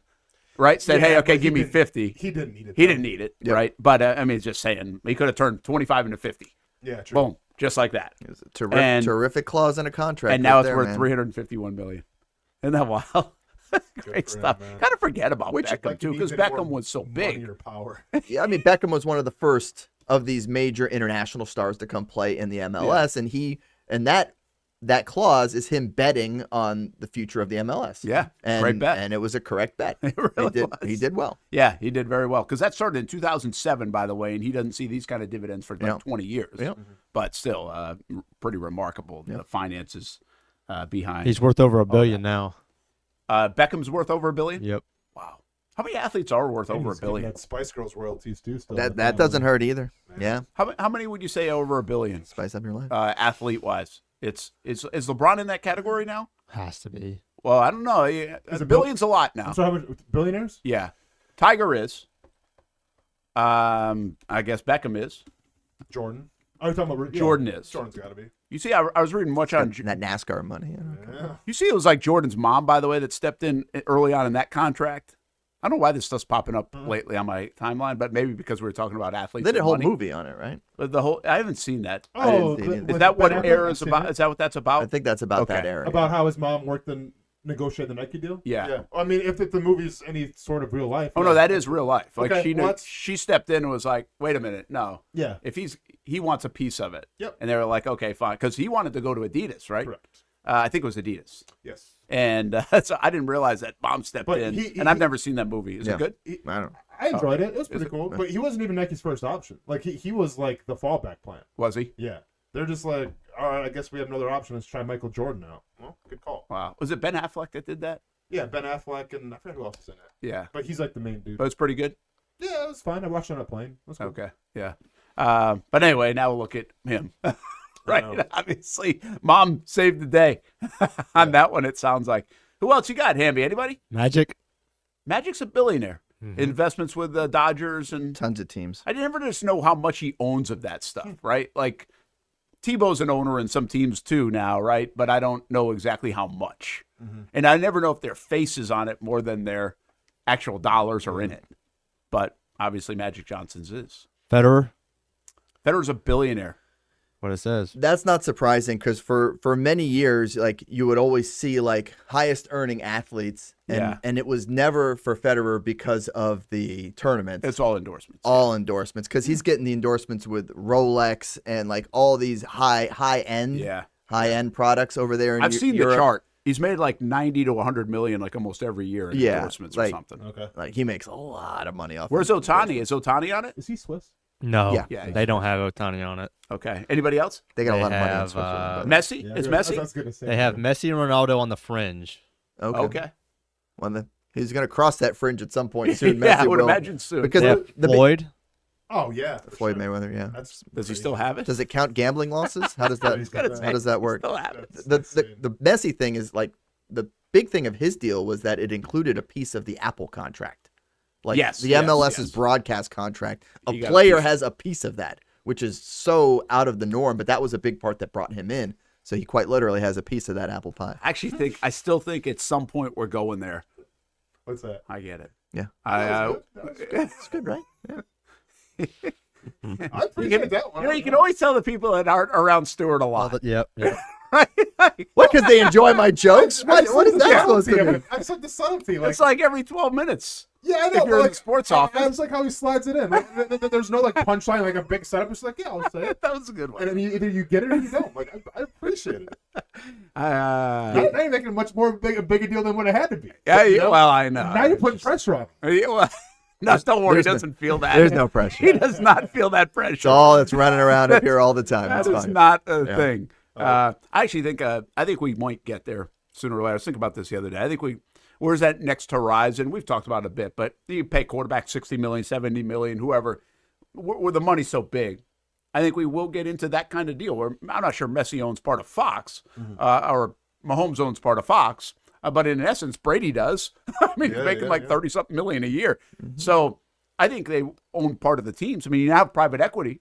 So who's to say that ex-player who's making a crap load of money isn't part of a private equity group that now is part of the ownership group? Yeah. Sure. And again, there are probably rules right now, but I'm telling you, there's rules all over the place that no longer exist. In sports. So I think we could get to that where you see guys, and I don't even know if there's a crazy downside to that. Where if you're invested in the team and doing well, like what's the problem? I think the challenge is as a current player. Because of how often trades happen and free agency happens. I feel like, do you have a voice? I feel like so many of those deals have to be the day I retire deal. Like fair enough. The day I officially they retire. tried it with Dan Marino. I think Marino was one of the first that they tried that with, like a 1% ownership or something. I forget the story, and they wouldn't let him do it. Yeah. But again, the money, that's a good call. But I mean, let's be honest. I mean, quarterbacks already seemingly have that power. Sure. Right? Yeah. Trevor Lawrence is involved in conversations. Yeah. And if he wants to be involved in more, he would be. He's kind of said that I don't need to be involved in every conversation. I want to do my thing. You do your thing. But there might be a point when he's 32 years old that he says, no, I do want to be involved in that conversation. And you know what? You bet your ass he's going to be. Yeah. So, I mean, they're already kind of helping run the team. Yeah. The big-time players. I think he was a big proponent of Action Sports Jacks being the official station of the Jaguars. That was a Trevor. That was a Trevor decision. Trevor decision. Yeah. I'm not coming to Jacksonville. I'm holding out. Maybe he's gonna get like say on the jerseys. Maybe the whole tan thing is his idea. Maybe. Did you know? By the way, I was yesterday's years old when I realized that the starting pitcher of an MLB team picks the jersey that they wear that night. I did not know that. I did not either. Hamby, did you know that? I don't think that's true. Okay, well look it up. Where did you see it? Is that a broadcast Milwaukee? Yeah. Well, no, it was as well. I was watching the Cubs and Detroit Tigers last night. Really? Yeah, that's not true. I'm sorry, there's no way. It's just not true. That's not true. Okay. It's just not. All right, now I'm going to find out. Maybe at Covenant they do you- that, but I don't have you know Googled about MLB. It's just not true. I mean, remember Chris Sale when he I'm was with gonna the find- White Sox when they made him wear those other jerseys for a promotional night, and he Google cut him up? Remember that? Like Okay. 12 years ago? Yeah, they don't pick the jerseys. There was just okay. All right, I guess they were wrong. Uh, Because there's a discrepancy last night because they're supposed to be dark blue, but in the lights they're black. So everyone's wondering like, why are they wearing black jerseys? Like, well, the pitcher, they have the final say. So I'm asking a big leaguer right now. maybe they're full of it. And well, here's the thing. I wouldn't say you're full Humble of it. brag, I don't know if that's a rule across the league. It might be a rule for the Detroit Tigers or whoever you just mentioned. So Cubs. It this might, article by Baseball Jersey Shop, which I'm not sure if we're going to take into account or not, says that the starting pitcher usually has the first say on which uniform the team will wear for the game, a tradition dating back over a century when pitchers often served as team captains. Even after the official captain role faded, the pitcher's uniform choice became a long-standing perk of being the starting pitcher. Why pitchers make the call. Pitchers are the most involved players in the game, and uniform choice is often based on superstition, comfort, or past performances. For example, a pitcher might prefer a certain jersey color or alternate for a specific game type, home or road, to match a home team's look. Some pitchers return to the uniform they felt good in during a day prior to the start, believing it gives them a psychological edge. I just got it confirmed, yes. Oh, okay. Guy that played in the big leagues for 10 years. That's freaking ridiculous. Said the pitchers help Yes. determine that. Interesting. I'm sure there's there you some. go. I'm Learn sure there's some something new. days they don't get to, and it's like a promotional jersey day that it has to be that day. No, of course. Like But- there has to be some Oh, sort yeah. of... But I could see like like on July 4th or whatever, right? but I They're could wearing- see like a random Tuesday, going to your starter the next day and Well- be like, hey, what do you want to wear tomorrow? So then it says Could see here that. that if the pitcher has no preference, then it's the manager's decision to make the final call. Okay. Which I assume, I don't know how superstitious pitchers are. Yeah, but in the game last night, like they said it last They're night. more than that's just all, a little that's wild. suspicious. I'm with you. I had not heard that either, but it makes some sense. And by the way, the pitchers are usually pretty weird. So, like, I want to do what they want to do to have them set the way they want to be set. The other thing, though, is I'm not sure the pitchers, the way they go these days, 5 innings max, should have that right. No, for sure. Like, if you go in 7, 8 innings, maybe you are a big part of it. Is that something like where quarterbacks can have a say then, too? Well, I was thinking the same thing because we know, and this is where Hamby was saying from, well, that doesn't. The equipment staff, they might get feedback from players the way I understand it, but usually they line up the whole year in advance. They do. Like those conversations have been in place, and there are so many rules. Yeah. I don't know how much Major League Baseball has as many rules as the NFL. Maybe they do, but fascinating. Maybe you have to be coming off a quality start to make that decision. It's like you go 3 innings in your last start, you lose. Hey, write that it down write it down for Monday with Cohen. We'll throw that out there. The quarterback. Like how much say? Yeah, like how much say does he have versus the player have versus the equipment? I mean, I'm gonna be honest. I think it's kind of dumb to like the whole pitcher thing. Like I don't buy into the superstitious. Like what? So you felt good rocking a black jersey, so you got to wear it again? Like I'll tell you this now. I get superstitions are a thing, but like if that's what we're talking about between the difference of you having 2 earned runs on the game or 10 earned runs, like I'm trading you. Well. Usually, I think baseball only mental warriors for Austin. That's what I'm saying. You need the mentally tough and strong. I think baseball players have a lot of superstitions to begin with. Yeah. It's a superstitious sport to begin with. The lines you got to jump over every time. It's probably not the only one they have. But it just obviously, you said it goes way back, so it's something that made them more comfortable. But I'll tell you this now. I mean. And I don't know if you felt this way playing. You had multiple uniforms, but there's no doubt, like uniforms that when we played fit better or different. You felt better in a certain uniform. And like I know my kids. Oh, Ty doesn't care about it, but Kaylee does. Kaylee pitches, and she'll be like, "Gosh, I hate this uniform. Like hate it." And she's putting her arm in a different way than the rest of the team is. Yeah. Right. Yeah. So like, if she had her pick, she wouldn't ever have a certain uniform. Honestly, the only way that ever crossed my mind was once again going back to the Heat. Like if we're wearing like a dark uniform, and then I felt like it attracted the sun more. Then it's like, oh man, I wish we had the white uniform, But like besides that, I always kind of felt like they felt the same. Now like looks are one thing, right? Like if you look better, you play better. Glad we got the memo for the indoor blacks today. Of course, man. Did our pitcher determine this for us? Yeah, this is the home game. Hamby sent us an email. Okay, that's good. We should start doing that. We have to decide what color we're wearing tomorrow. Yeah. Okay, guys. Hamby, you all right over there? You were wrong. I was wrong. Yeah, I was very wrong. I was very wrong. By the way, Hamby, I'm still shocked. I owe you. I have to admit too. I never put that damn Perkins tease in the Google Drive yesterday. When I yelled at you. No. Oh, unbelievable! That's all you're gonna give him? Because you were like, that's all I need. Okay. All right. What? Maybe I just admitted but you didn't say sorry. You're just like, by the way, it was you didn't. You just kind of bypassed it. Was a toss-in. It was a toss-in. Yeah. You want to write a whole apology? I mean, an admission of guilt would have been. You're just like, by the way, that was my bad. And then, okay, so next in the Brent Martineau show, we're gonna have the Jacksonville Sharks. Yeah. I mean, speaking of, we might have the Jacksonville Sharks quarterback in. I don't know if we do yet. Should we take a break, Hamby?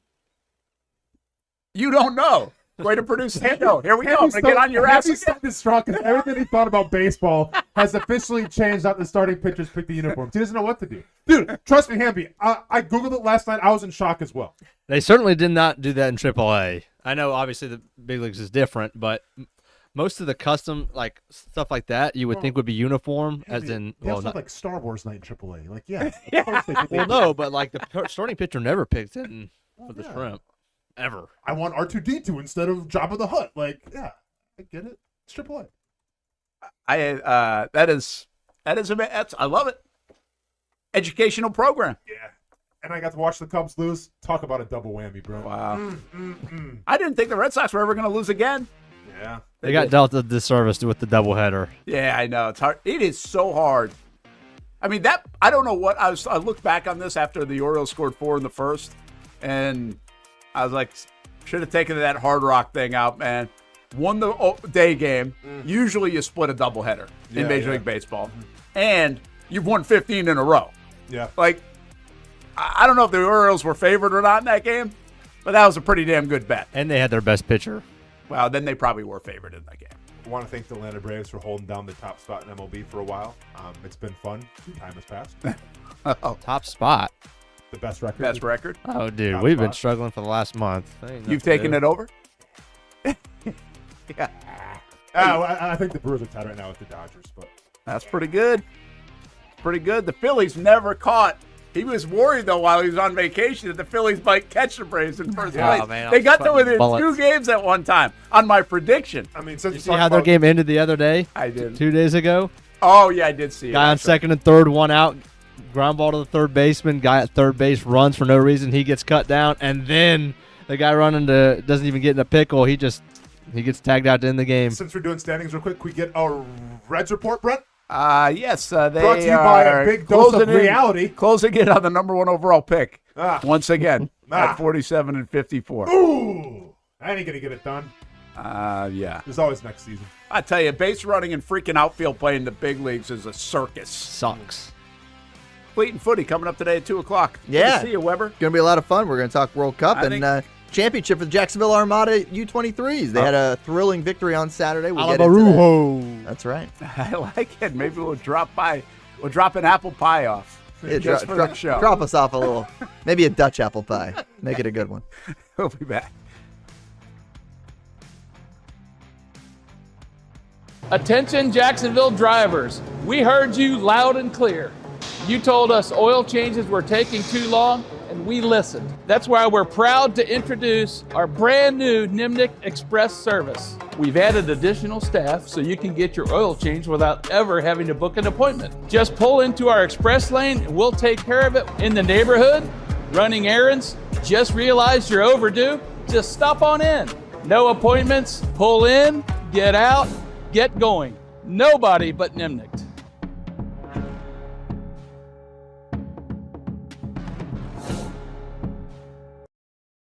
No one does it better, plays harder, or delivers more sports than CBS 47, Fox 30, and streaming on Action Sports Jax 24/7. The only local, multi-platform, round-the-clock streaming sports show in Jacksonville. Yeah, thanks, Brent and Austen. I really appreciate you having me on. From high school football, college game days, the AFC, wide open, caught for a touchdown. the NFC, He gets there, touchdown, Seattle. the PGA, Unbelievable. World Cup soccer, NASCAR, Denny Hamlin, big time victory in Nashville. baseball, Fly ball deep center, up it's going back. The ball is going long. local Jag shows, You feel the energy in here. There should be energy. Jags are in the middle of a playoff race. and of course, your official stations of the Jacksonville Jaguars. Lloyd, pick six. Breaks a tackle. Touchdown, Jacksonville. We have all the sports, the exclusive interviews, We got the best fans in the NFL. the biggest games, the live events to help make your business soar. So hold on and see why live sports is where you need to be on CBS 47, Fox 30, and streaming on Action Sports Jax 24/7. Get in the game. Most of us know how to throw.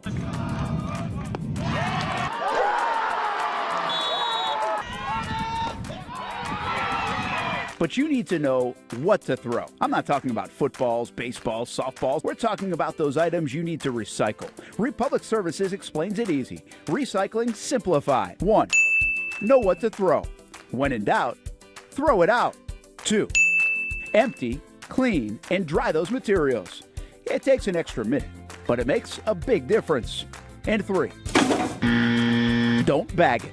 This makes the recycling process faster and more efficient. This is a look at the Republic Services North Florida Recycling Center. You can make this process even more efficient. By utilizing those 3 steps, Republic Services can help you become a better recycler in your home. Learn more at recyclingsimplified.com. What a throw! Touchdown, Jaguars! We're coming for you. They're going to get him on the ground, and that's going to end the ball game. We show no mercy. Lawrence Looking deep in the end zone. Touchdown! Duval! ETN is going to take it all the way! Right here on CBS 47. CBS 47. Right here. Your official station of the Jacksonville Jaguars. And the Jaguars strike first. Go Jags. It can be a silent killer, but awareness is getting louder.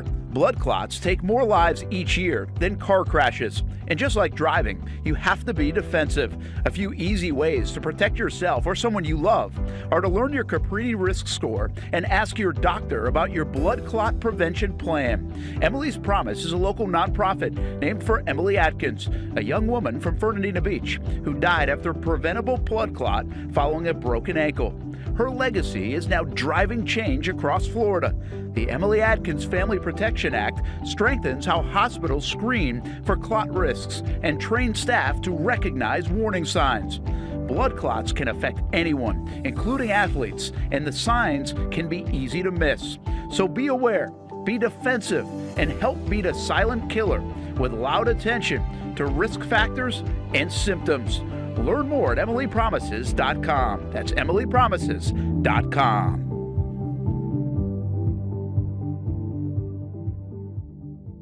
Welcome back to the Brent and Austen Show, streaming on the Action Sports Jax 24/7 network. What you're seeing is Sammy Edwards punching one in. Last Sharks game, 43-7. This made it 43-7 over the Barnstormers. An absolute onslaught. It had to be close. I like it. That was a big win. Snapped the 4-game losing streak, got off to a heck of a start, and now trying to get off to or get to a heck of a finish on Sunday night, 7:30 at the arena. Home game against Green Bay, and a lot on the line, trying to win that 2 seed in the postseason. That would mean a home game as well. Green Bay is the number 1 seed, already got that locked up. We were just talking about when will they rest people, how will that play out. So a big game coming up on Sunday downtown for the Jacksonville Sharks. And we're joined by Sammy Edwards right now, the quarterback of the Jacksonville Sharks. Sorry, man, we kept you waiting a little bit while we were talking about pitchers and their uniforms. And so now we're wondering, do you get to decide what you're wearing on a game night? I was listening to the whole conversation, so I was very intrigued. But thank you guys for having me. And no, that's the short answer is no. As a rookie, I still get pushed to the side on deciding what we wear on game day. So we let the vets handle those conversations. Yeah. So do the players or do they come up with it, or do you have some say in that? There's some ability to try and override Coach Gibson, but not much. I think last week was the first week we kind of decided to wear white helmets as a team, and we were able to get that done. I like it. Well, hey, rookie year, having a good season. Now a big game on Sunday. I mean, this is what it's all about, right? You get a chance to, obviously it's been a good year overall, but you get a chance to really clinch another home game. Depending on what else happens, you might even know by the time you play. But how big of a game coming up on Sunday? Right, yeah, it's a great opportunity, for the guys. Playing the number 1 seed in the East. Played them before, came just short. They're a great team. They have a great staff, great roster. It's the epitome of the IFL, just being able to have 2 teams match up. And Sam, what does it mean to you guys? Because obviously now you guys kind of control your own destiny, right? And that's where you want to be. You're going to be playing the Green Bay at home. Is there a sense of confidence now? You have that big game against Iowa. You found a little momentum, and now you have a chance to obviously write your playoff destiny, if you will, and put it in your own hands. How's the team feeling about that? Right, that was kind of the conversation we had prior to last week. We kind of put ourselves in the hole, with that losing streak, and the guys kind of said everything's in front of us. So just kind of being able to regroup, being able to get a win after that dry streak was huge for us, and I think gives us a little boost, going into this playoff run.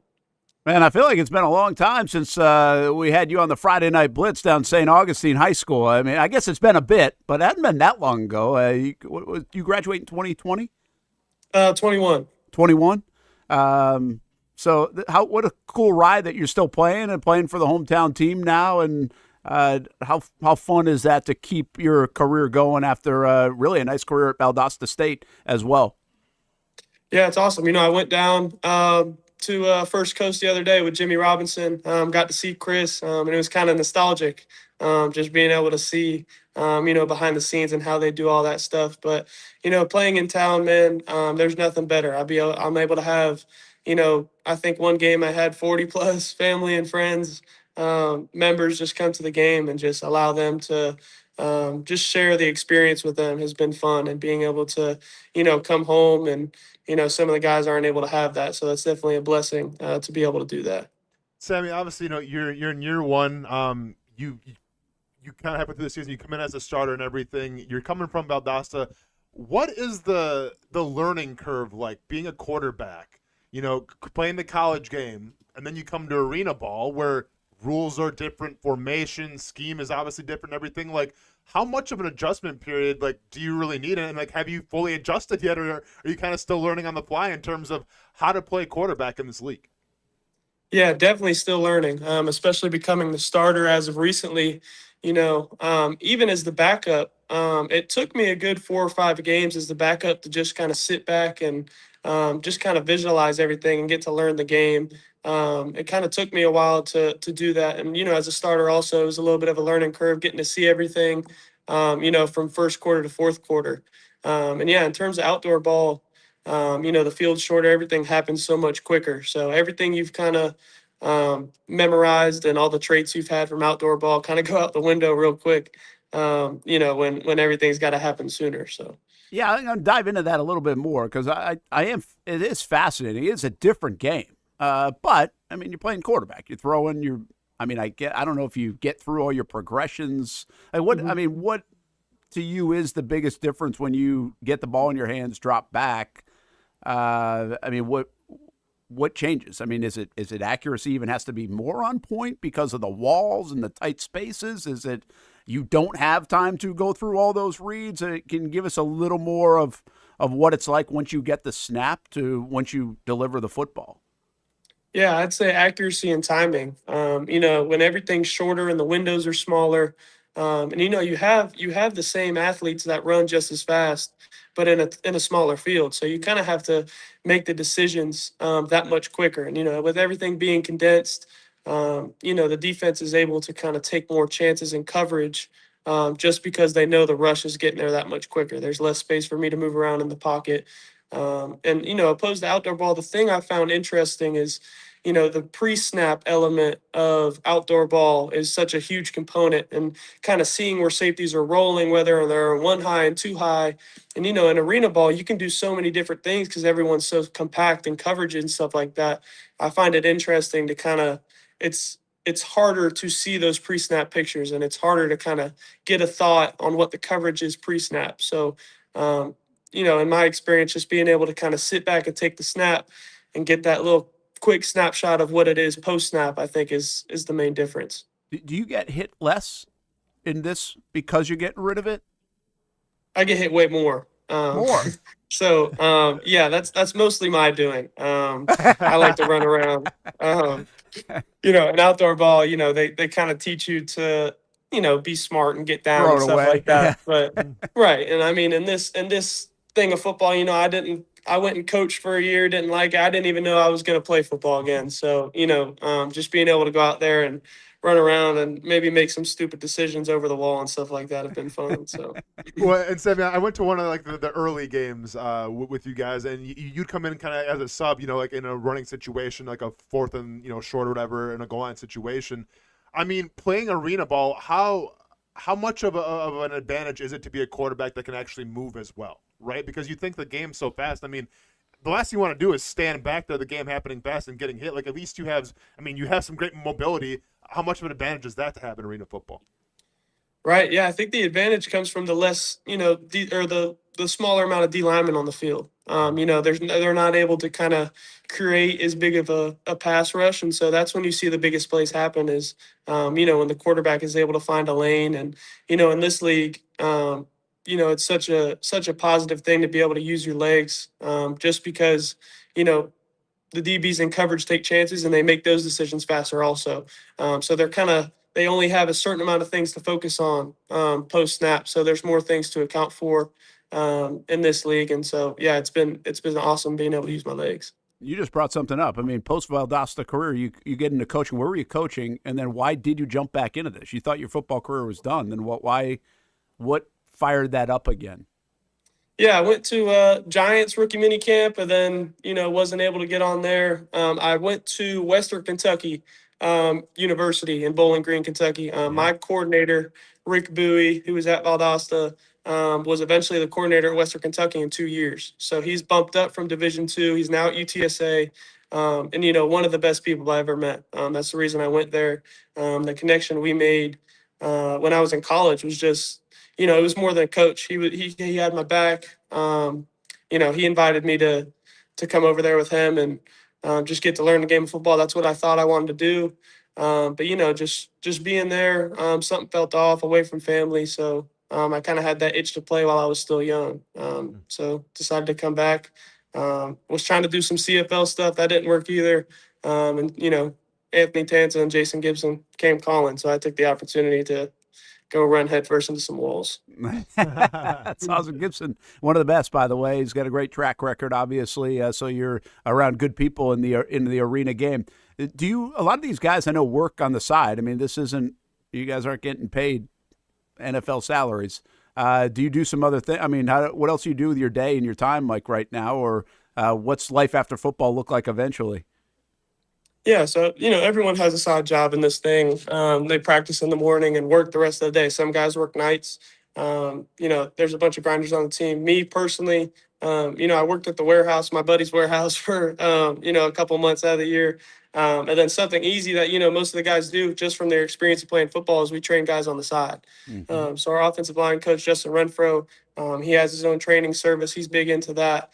But some guys do it on the side too. So just kind of getting involved with the community too, being able to do that is fun. That's cool. You paying attention to St. Aug? I mean, they've had a hell of a run here. They always do, but great place, great high school football. How much do you keep tabs on what they're doing? Yep, I was there last week, or I think it was Monday this week. I went out there and watched summer workouts. I'm extremely close with Coach Braddock and Coach Lippo. All the coaches there I'm still very close with. They come to all the games. Coach Lippo brought his kids. I went out there and, Coach Braddock, I guess it's the end of their summer workouts or whatever, but they have a big old slip and slide out there. And, a blow-up thing. We just brought a tarp when I was in high school, but I gave him some crap for that because, he's getting soft in his old age, letting him do fun stuff like that. We'd get slapped on the head for doing something like that. So I like it. Hey, one last thing for you, unless Austin's got something, but 7:30 Sunday night at the arena. And Austin mentioned he took his kid out there. The crowds have been really good, and obviously you hope for another big one. What's the energy like? You played, obviously, down at St. Augustine High School. Nice energy on a Friday night. Valdosta loves their football. You've been there. I don't know how big the crowds get, but they love their football. What's the energy like inside in those tighter quarters? Screaming kids, probably 6'7" all the time. If you can get to that point, you get them going. What's it like playing? Can you feel that?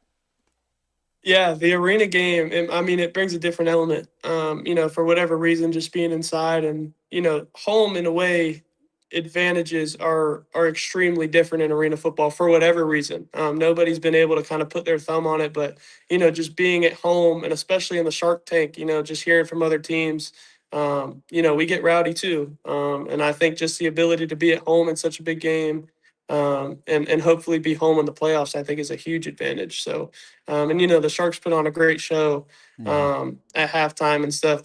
They've had my nephew down there doing dance competitions and stuff. Yeah. So it's a good experience. That's for sure. awesome. Well, and Sam, I just want to say that the game that me and my son went to, I'm pretty sure we sat by some of your family, man, because when you went in and you scored a 1-yard touchdown, they went absolutely ballistic. So it sounds like you got a pretty great support system, man. Hopefully you can keep on using that, man. You have great success. Yep, appreciate that, guys. Yeah. All right, Sammy, good catching up with you, man. Good luck Sunday night. Yep, thanks for having me. Thanks. Sammy Edwards, good to see him. Really nice career, good quarterback at St. Augustine. Obviously, had a nice career at Valdosta State as well. Jacksonville just beat a team that Kurt Warner played for. Yeah, Stephen, that was Iowa. I was actually surprised to see that. I didn't know Iowa wasn't obviously isn't having a good year. They beat him 43-7, but it's funny how Kurt Warner's name still resonates with the Barnstormers. Like that. Oh, yeah, you man. still tie that together. Yeah. You know that story so well. And I also think it gives hope to all these guys still. Of course. I mean, Warner was way ahead of his time where that style of ball, like what helped him so much, get rid of the ball, become the greatest show on turf, find your receivers, it really contributed. Yeah. And I mean, I think you're seeing a lot of that in the end. Everybody's getting rid of the ball in under 2 seconds. Of course. If they can now. It still helps, and that's the dream, right? To be able to catch the eye of somebody. But it is a different game, too. Yeah. In that respect. So anyway, big game Sunday for the Jacksonville Sharks. Check them out. You can get more information at jacksharks.com. But that was good to catch up with Sammy Edwards from St. Augustine High School and Valdosta State, and now the Jacksonville Sharks. Let's hit a break. We come back. Brent and Austen show rolls on with Let's Go Fishing. Paul Dozier stops by, and we ask him a little bit about Jon Sumrall. I need an update on Lane Kiffin. Lane's latest. I mean, listen, this is his day. He better deliver. He's got to give us something so we can call him an idiot or something, right? We'll talk a little bit about the SEC Media Days and catch you up on what else is going on in the world of sports as we head into training camp 2026 and football season. Some have already reported. Jags players will start getting in there over the weekend. We'll be down there on Monday, scheduled to have Liam Cohen on the show in the 11 o'clock hour on Monday. We'll be there, of course, all week. And then we have an Action News Jacks Day a week from Friday. We'll be there 6 a.m. until noon with the Brent and Austen show, but also on TV with CBS 47 and Fox 30 next Friday. We'll have a bunch of guests in there on our different programs. So we're looking forward to all that as we get ready to rock and roll into football season here in 2026.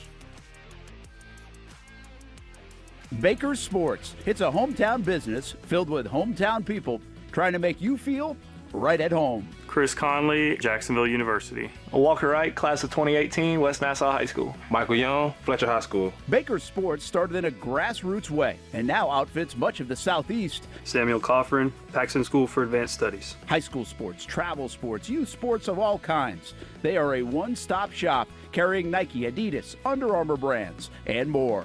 Vincent Caldes, Oak Leaf High School. Tony Mazzio, Stanwood High School, class of 2002. Whether it's sports teams on the field or it's your team in the workplace, like our Action Sports Jacks team, and community events like the Dream 18 Golf Tournament, and many others. Colt Tilly, Hilliard High School. Reagan Webb, Eagles U Academy. Look good, feel good, play good with Baker Sports. Custom sports apparel since 1997. Shop with the hometown team at bakersport.com. Local sports content anytime and anywhere. That's been the vision of the Action Sports Jacks 24/7 network as we bring you live events and exclusive interviews just like this. I'd be lying if I'd have said in 1995 when they picked me that 30 years later I'd be sitting here. Let's see this weigh in right now. What do we got? Oh, we got a big hole. 44.48. There's the moment here. Lead is 14, matching the largest of the game. Crawford, he did it again!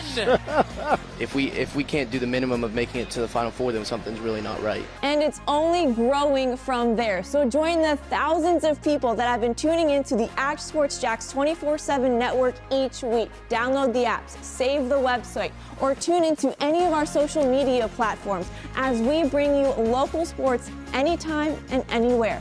So come watch some sports with us on the Action Sports Jacks 24/7 network. Nimnicht is synonymous with Jacksonville, and now in 2026, Nimnicht is celebrating 85 years of partnerships with you. Longevity equals trust, and you want a car dealership you can trust.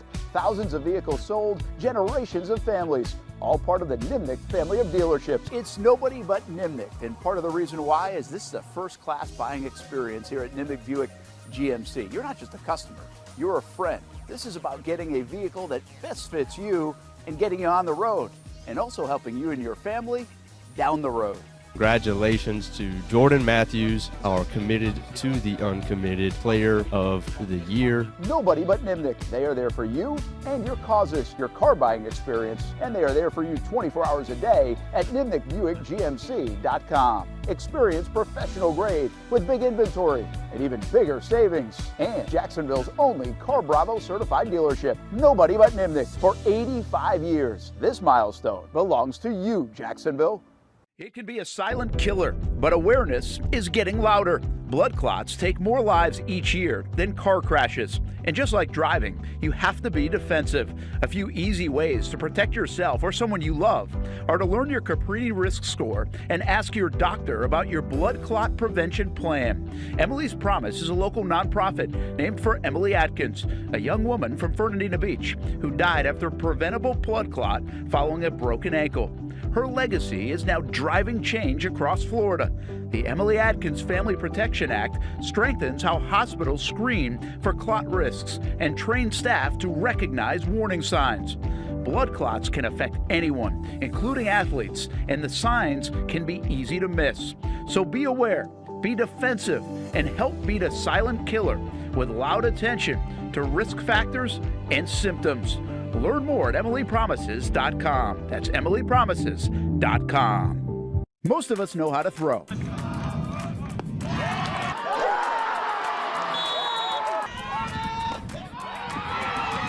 But you need to know what to throw. I'm not talking about footballs, baseballs, softballs. We're talking about those items you need to recycle. Republic Services explains it easy. Recycling simplified. 1. Know what to throw. When in doubt, throw it out. 2. Empty, clean, and dry those materials.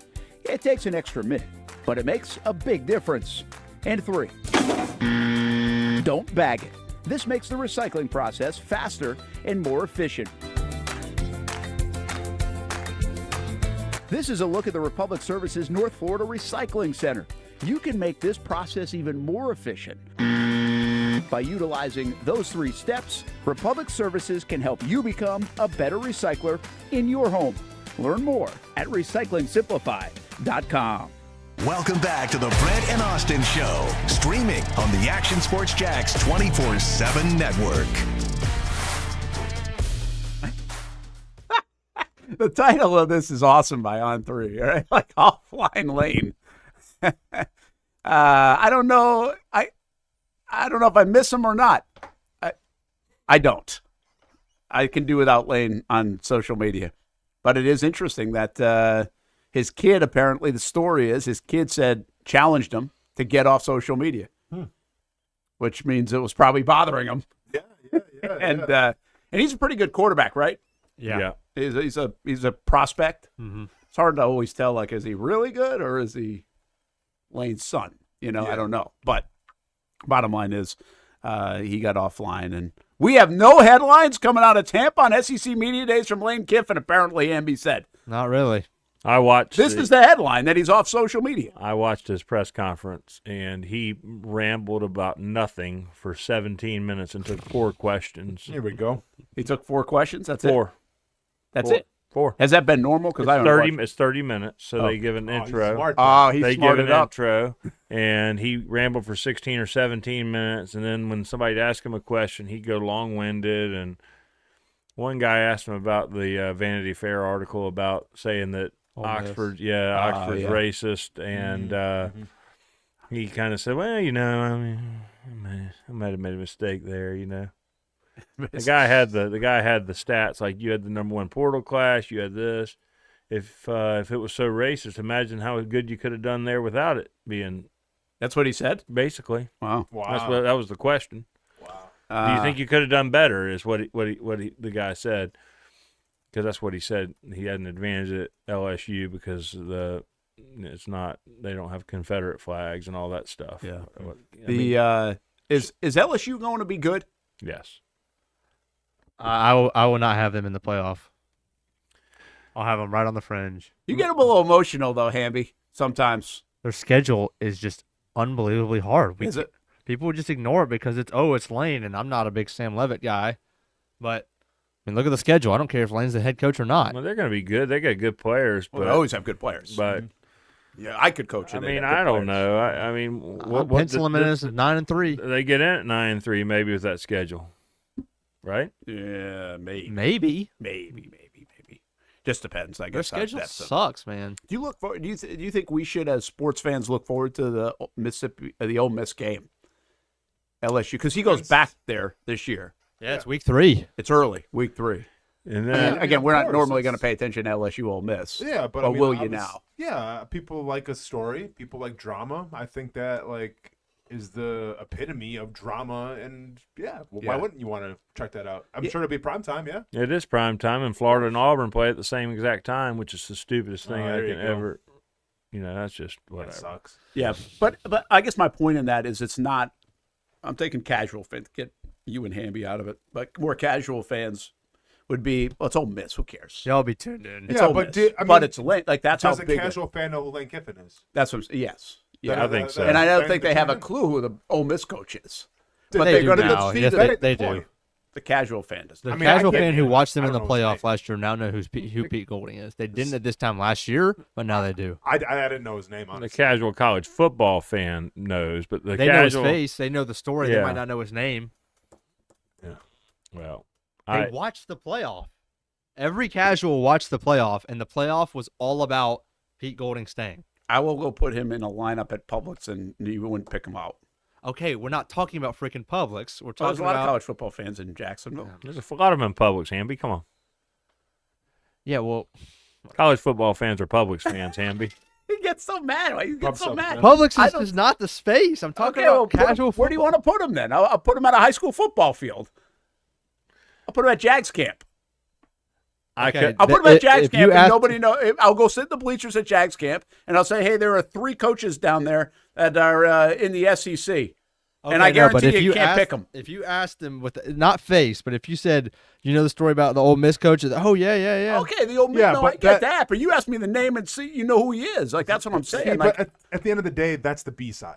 Lane Kiffin's the A side. Yeah, true. People are going to tune in not because, the Ole Miss coach said, no, they're going to tune in because it's Lane Kiffin. He's the most polarizing coach in college football. Yeah. That's why they're going to tune in. Yeah, they're going to tune in because they want to see what these Ole Miss guys have been drinking all day are going to do.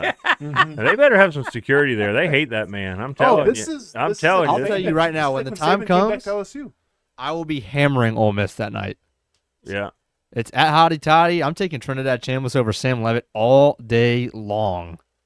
Yeah, it's it really, you got to go back to the whole thing. I dare them to throw up a 3.5 line. It was this close. How many times? Paul's going to be in there with me. Intervention time. Paul, you're going to be in there with me. You know you're going to be hammering the Land Sharks. How far away are we from this right now? I know it. And you're thinking about that. I know it. I guarantee you can bet it right now. Yeah. All right, let me look. All right. If it's available, I'm hammering. Right now. Okay. Hammy, injuries can happen, man. Hammy, are you hammered? Yeah. Relax. Chill. We're less than 2 months away. Problem is, we're he doesn't less drink. than 2 months away. What was I going to say? Oh, they were this. How many times in sports do you find a figure, obviously a big name, that is this close to building a statue for him? Yeah. Or throwing eggs at him as he enters the building. I mean, Ole Miss -1.5. Let's go. Ole Miss is favored, huh? I didn't hear you. No, it's all good. But it's like I said, it's like Nick Saban. Like when Saban went back to LSU when he was playing with Alabama, like they were, that was must-see TV early on. Yeah, I feel like it's the same thing. Yeah, I guess and the Saban level, won a lot. Like Saban. Yeah. Well, early on he hadn't won yet, right? True. But Kiffin kind of had just raised this thing. Kiffin 10 years ago doing this versus Kiffin now, I think feels a little bit different. All right, it's locked in. And here, there's one other thing about this is that I think it's not just Ole Miss that doesn't like Kiffin. Yeah, Tennessee. Well, the college football world doesn't like Kiffin. He goes to Knoxville late season, so yeah. They hate him there too. I'll tell you, man. I still think your team, the Gators, got such a break not getting Kiffin. I know it would be fun and all this stuff, and you probably feel pretty good. But I like this guy. How do you feel about your guy on the podium yesterday? Well, I will say you watch him on the podium yesterday, then you watch Kiffin on the podium today. Kiffin is awkward and uncomfortable and all the things, but we're not paying, I don't care what they show it to us, I think they're going to be better. I mean, the Gators got a good team. If the offensive line can play halfway decent, the Gators should be very improved. I mean, but who knows about the quarterback play? There's no telling, man. Yeah, I get what you're saying about winning the press conference and all that stuff, but he's not. The thing I like about Sumrall is he's not necessarily like the smoothest guy in the world, right? Not. He's not. He doesn't have every part of that, but he's pretty good in what he says. Sure. And he obviously comes across too like he's getting after their ass in the weight room and on the practice field. He's got like this old school thing, but he's not so old school. He's got some Spurrier to him. Yeah. He's actually got some Spurrier to him with his jabs. He's just not as quirky as Spurrier. Spurrier's so dang quirky as a just personality. But I do like that he's not super buttoned up and smooth guy. Like you wouldn't peg him to say a lot of the sound bites that he says, in my opinion, for Sumrall. He's actually a way better talker and kind of a fun guy to listen to than I think I would have expected, I guess is what I'm saying. You just didn't hear that stuff from Tulane, obviously. The week before they hired him, if you would have told the Gator Nation about John, when everybody thought we were getting Kiffin, and you said Jon Sumrall, the approval rating would have been about 2%. And I'd say right now it's 97%. But like he said himself, I haven't lost a game yet. Everybody likes me right now. He gets it. Yeah, he's not. What was the soundbite we played yesterday, Hamby? Right? That we got a freaking long way to go. Yeah, we got a long way to go. He says if they don't improve, we're going to get our ass kicked. Yeah. I like the standard. I mean, he seems like he has a standard. Yeah, he's not going to – I mean, he seems like a no-nonsense guy. I mean, he's the opposite of Billy Napier, man. I'll tell you that. He is the yeah. And I know they go back a little bit. Him and Cohen, I think, have some similarities. I liked Napier when they hired Napier, and then – but I'm telling you right now, I watched the Louisiana Lafayette game, their championship game, when it looked like the Gators were going to hire Napier, and there was some clock management and offensive play calls, and at the end of the first half, and I'm going, what in the world? This it was clunky then, and the same stuff happened in Gainesville year after year. And I don't remember there was a clock management thing with Sumrall at Tulane in their conference championship game. Well, there was, but I had so much fun watching that. But he explained what he was trying to do, and he didn't want to leave too much time. I don't remember the exact scenario, but it's the black cat that's going to come back and bite you again. Oh man, I can't wait! It's going to be fantastic. I can't. Hamby. We're gonna have to square you and Hamby off a little bit more. No, I just have nothing to say because Georgia's been so good for a while. But whatever, man. I can't wait till Kirby leaves. Kirby's going to be just like Spurrier. He's going to get so tired of whiny fans saying 10-2 is not good enough, and making the playoffs not good enough, and all this stuff's not good enough. And he's got enough money. He's going to say, "Hey, I'm out," and then they're going to hire Ray Goff or somebody like that, bring him out of retirement, and then it's all cycles, man. They'll never hear those complaints from me. All right, let's go fishing. Presented by Nimick Buick GMC. We got to get to that part, man. We buried the lead. Yeah, look at this. Got some action here. Look at Bradley that guy. there. So give us a story because Greater Jacksonville Kingfish Tournament 52-pounder wins it, and he was on the boat. Yeah, he was. So Lauren and I were at a tackle show last week in Orlando called ICAST, and not football tackling. No, no, the real tackle. Anyways, time out. Stop for a second. What's a tackle show even? You got to set the scene. Okay, it's where new technology, right? I'll give it to you. Where they show off their new lures, their new rods and reels. The manufacturers come, and the dealers and tackle shop owners and guides. It's professionals only. So it's not open to the public. Okay, you have to be in the industry. Like they let us come in because we put on fishing tournaments and we buy prizes and stuff like that, and a lot of our sponsors are there. Is it pretty cool? It's pretty cool. Yeah, it's pretty. It was it was a really cool the first time I went, and now it's okay. You know, it's one of those things. It's kind of the same thing every year. I think all these guys wear their little, they call them jersey. Well, I call them bowling shirts. You know, all these guys wear these things, and they think they're really cool, and they got their names on it and all their fake sponsors, and they peacock around there, and it's like, dude, you're not as cool as you think you are. Paul, but it's like when Apple releases like a new iPhone, like a presentation. That's where, in the fishing world, that's where it would be, yes. So that's what they do. It's like, this is like the new lure. It's every July, and it's the next year's product. So let's just say Shimano is going to release a new reel, they would release it at ICAST. Whereas kind of the boating ICAST, so to say, well, they have a boating thing called IBEX, but the Miami Boat Show, like if Yamaha or Mercury is going to come out with a new engine, it's going to be at the Miami Boat Show. Okay. That's kind of the big, which is in February. So it's cool. Yeah. But anyway, back to the fishing thing. So we were going there on Tuesday, and the junior angler tournament was Wednesday. So Donnie, my good friend Donnie Sikorsky, who has won my tournaments multiple times. I've met him through the tournaments. He's a great friend, owns a landscape company down there. Anyways, he said, does Bradley want to fish the junior angler tournament with us? And I said, yeah, but we're going to be out of town. He says, well, drop him off. I said, oh, I mean, okay. Yeah. So we dropped him off on our way to Orlando on Tuesday afternoon in Ormond Beach. He lives in Ormond Beach. And he and another young man, Aaron Gunter, and another couple kids entered the junior angler tournament. Worked out well for him. I went up to the Heckscher Drive, picked up all the stuff, got him in the tournament, got him everything, took all the stuff down there. So he ended up driving to Jacksonville to do all that stuff. So it was a win-win deal. They go out and they win the junior angler tournament. Unreal. This other kid, Aaron Gunter, I believe is his name. I'm sorry if that's wrong, but it sounds right, actually, because we put it on the news. Yeah, I think it's right. And it was the other kid that had the shark bit off part of the tail, right? Which would have smashed Aaron's fish. It was much larger fish.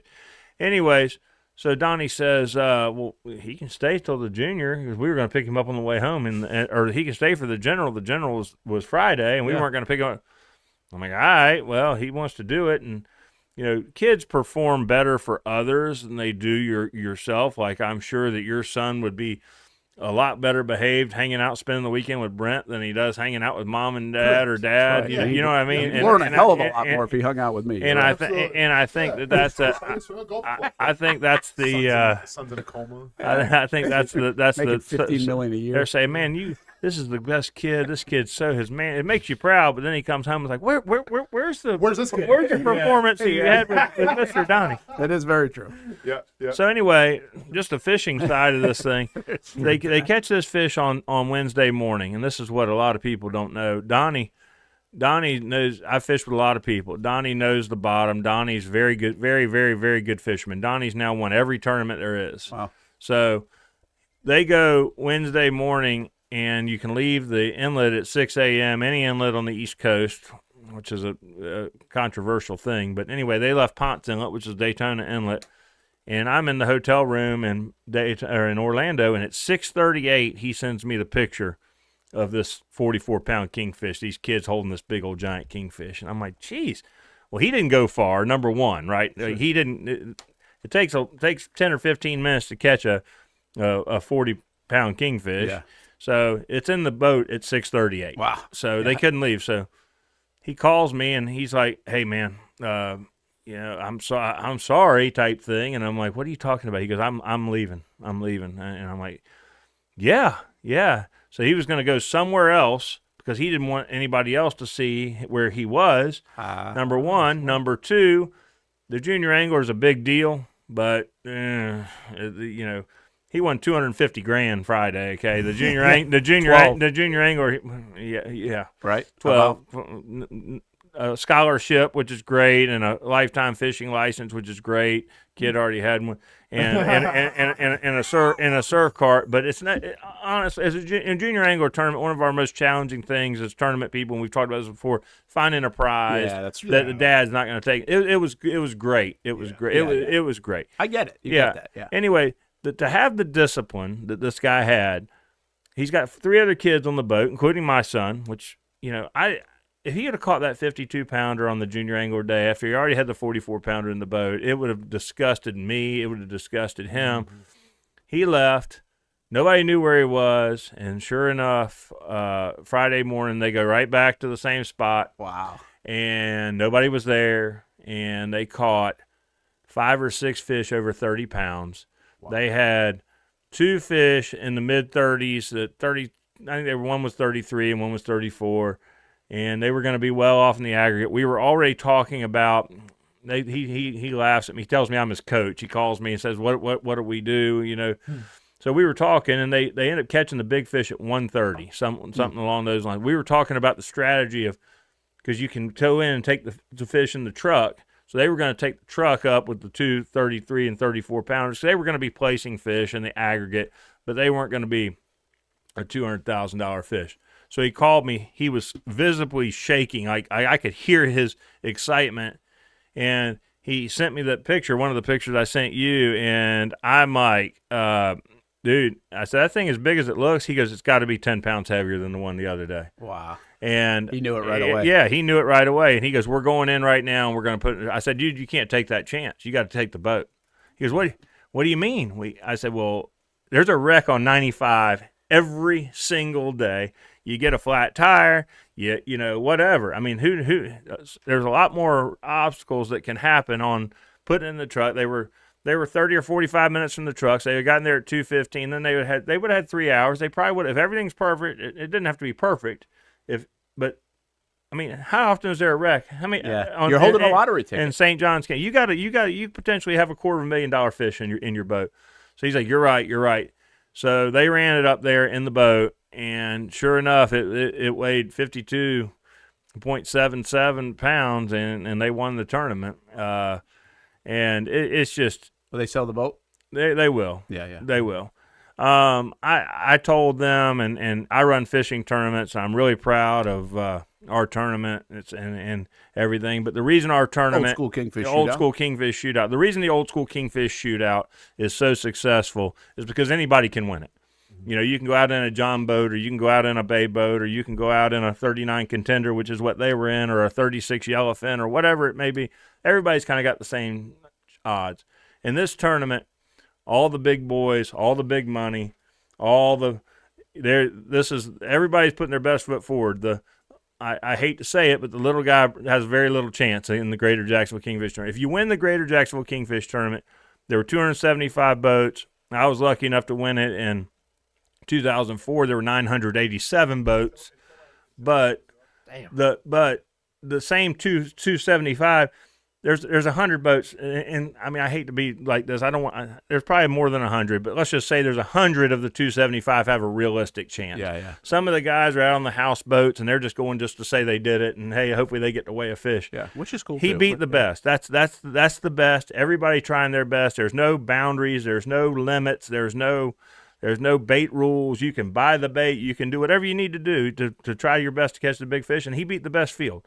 And to win the Greater Jacksonville Kingfish Tournament, to me, still is the biggest accomplishment in kingfishing in Northeast Florida. I mean, the Old School is you beat more boats, but it's a more of a lottery ticket luck factor, which is why it's an everyman's tournament. Yeah, that's why it's popular. This is why it's so popular. Yeah, great explanation of it. By the way, that's very cool. Like, he found a spot.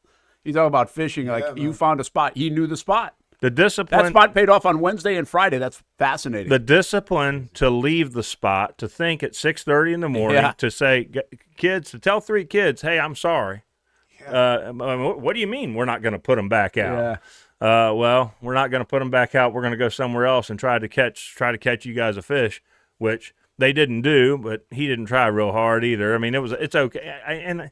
And you know, I don't want to say that it doesn't matter if my son would have finished 8th or 10th or 12th in the junior angler, but nobody's going to remember the 8th or 10th or 12th in the junior angler in 2-3. When he's our age, he's not going to think, oh, in 2026 I finished 7th in the junior angler tournament. Mm-hmm. But they'll never forget that. Yeah, you know. when Ty and Ronan are hosting a show and have Bradley on the show, he'll be able Yeah. to have this moment. There we we'll go. go back to. Yeah. See that in 25 years. Well, it's like I said, when I've told you guys before, I've done a lot of cool things fishing. I've fished all over the world. My most proud moment of my fishing career is winning the Greater Jacksonville Kingfish Tournament in my hometown, and it's still a big deal today. I mean, and I think I made it pretty clear. They know it. Yeah. And it's a hell of a prize. So. How jazzed up was he?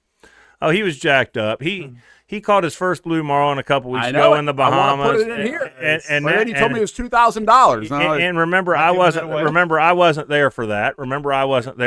If you guys recall that. And now he goes with Mr. Donnie and catches a 52-pound kingfish. So let's just say that we're fishing in the Kids Kingfish Derby this weekend, which is an all-kids tournament, which is fantastically done. If you have kids and you want to go kingfishing, it's a laid-back deal. The captain's meeting's tonight at the Palms Fish Camp. But it's $25 a kid, and it is the best produced kids tournament that's ever been, and these guys do an amazing job. And we fished I'm taking Bradley and his buddy and Kaylee and this thing tomorrow or Saturday, and God knows if we don't catch anything. Well, I mean, golly, Dad, and you got no chance. I got no chance. Hope enjoy the day, but you got no chance. If you're with him, he's not winning. I got no chance. That's awesome. So. Great stuff. That's a great, cool story. Good for him. Good for them. That's fun. Just don't. He might never go fishing with you again after this weekend. So enjoy it. Well, maybe someday, but not in the tournament. Yeah, he might go with me. He might go with me, but it'll be on his terms when he's telling me what to do. That's right. Let's go fishing. Presented by Nimnick Buick GMC. Check them out off Phillips Highway, of course, NimnickBuickGMC.com, their entire selection. And if you need an oil change, an entire rotation, Nimnick Buick GMC just launched an express service lane that makes servicing your vehicle much more convenient. No appointment needed. Just go in and get an oil change at your convenience. The express service lane is staffed and ready to go for you. NimnickBuickGMC.com, right off Phillips Highway as well. Let's go fishing, presented by Nimnick Buick GMC. Hey, before we get out of here, because it wasn't Hamby's fault to play the Mike Perkins teaser yesterday, we were talking about Tom Coughlin. We had Leonard Fournette.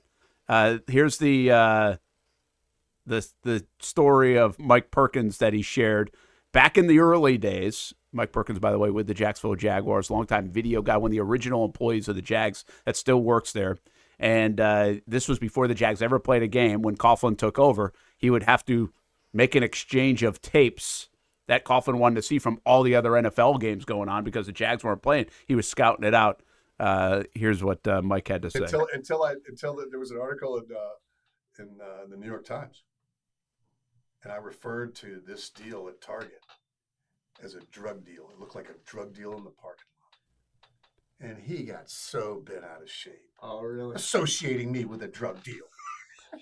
I'm like, God almighty. New York Times. You got to look that one up. That's pretty funny. That's wild. But he got on you for that one.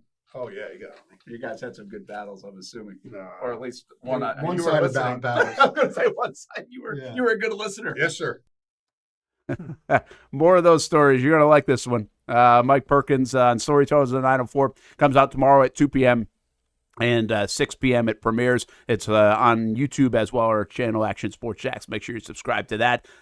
Artist Gilmore is also out there right now on his story growing up in Chipley, Florida, and obviously landing at JU and into the Basketball Hall of Fame. You can check that out once again on the Action Sports Jacks YouTube channel, and it will replay on the network as well. All right. Last Friday without football coming up tomorrow. Oof. Talk time. Did you know, by the way, that starting pitchers determine what uniform you were in that night in Major League Baseball? Nope. Now you know. I'm learning something. I didn't know The either. nugget of the day. Yeah. Brought to you by Austen Lane. Yeah. I didn't know. Nobody knew. We didn't know. I have it from a current professional that it's only sometimes. That's what I said. Well, I know, but which is more than I thought it was. So put that out there. But it's not like every single night, unless there's a promo night they're picking. It's not necessarily like that either. Could be the theme, though. My name's Jason Hamby, and I was wrong. Okay, got it. Don't worry. What a way to sign out in the show. My name's Brent Martineau, and I was wrong, Hamby, about what was in the Google Drive yesterday. Is that a better apology? That's not bad. A little better? My name's Austen Lane, and got nothing to apologize for? keep on doing my thing, I think, By the today. way, you've had a 7-year written apology ready to go. I know, and man. still haven't used it. I almost said You almost said use it for Trevor. Mugshot Mondays. Yeah, no. I wasn't going to apologize for that. That was entertainment. Well, it might have been entertaining, but you might still apologize. Listen, you might have to Apologize to apologize who? for a lot of To things who? that are entertaining. To who? Not going to apologize to the fans. Fans loved it. Don't be on Mugshot Mondays, Paul. I never have been. Have a good weekend. Hopefully we don't Ole Miss start. minus 125 is locked in. 3. Degenerate. Injuries happen. How about we wait till the week of? I will. That'll be the ultra hammer. This was just a sprinkle, just so I can make sure it's in. Fish well. Fish well. For all the dads out there, I hope you catch something this weekend. Yeah, good luck. Have a good Thursday, everybody. Fleet and Footy coming up at 2 o'clock on the network.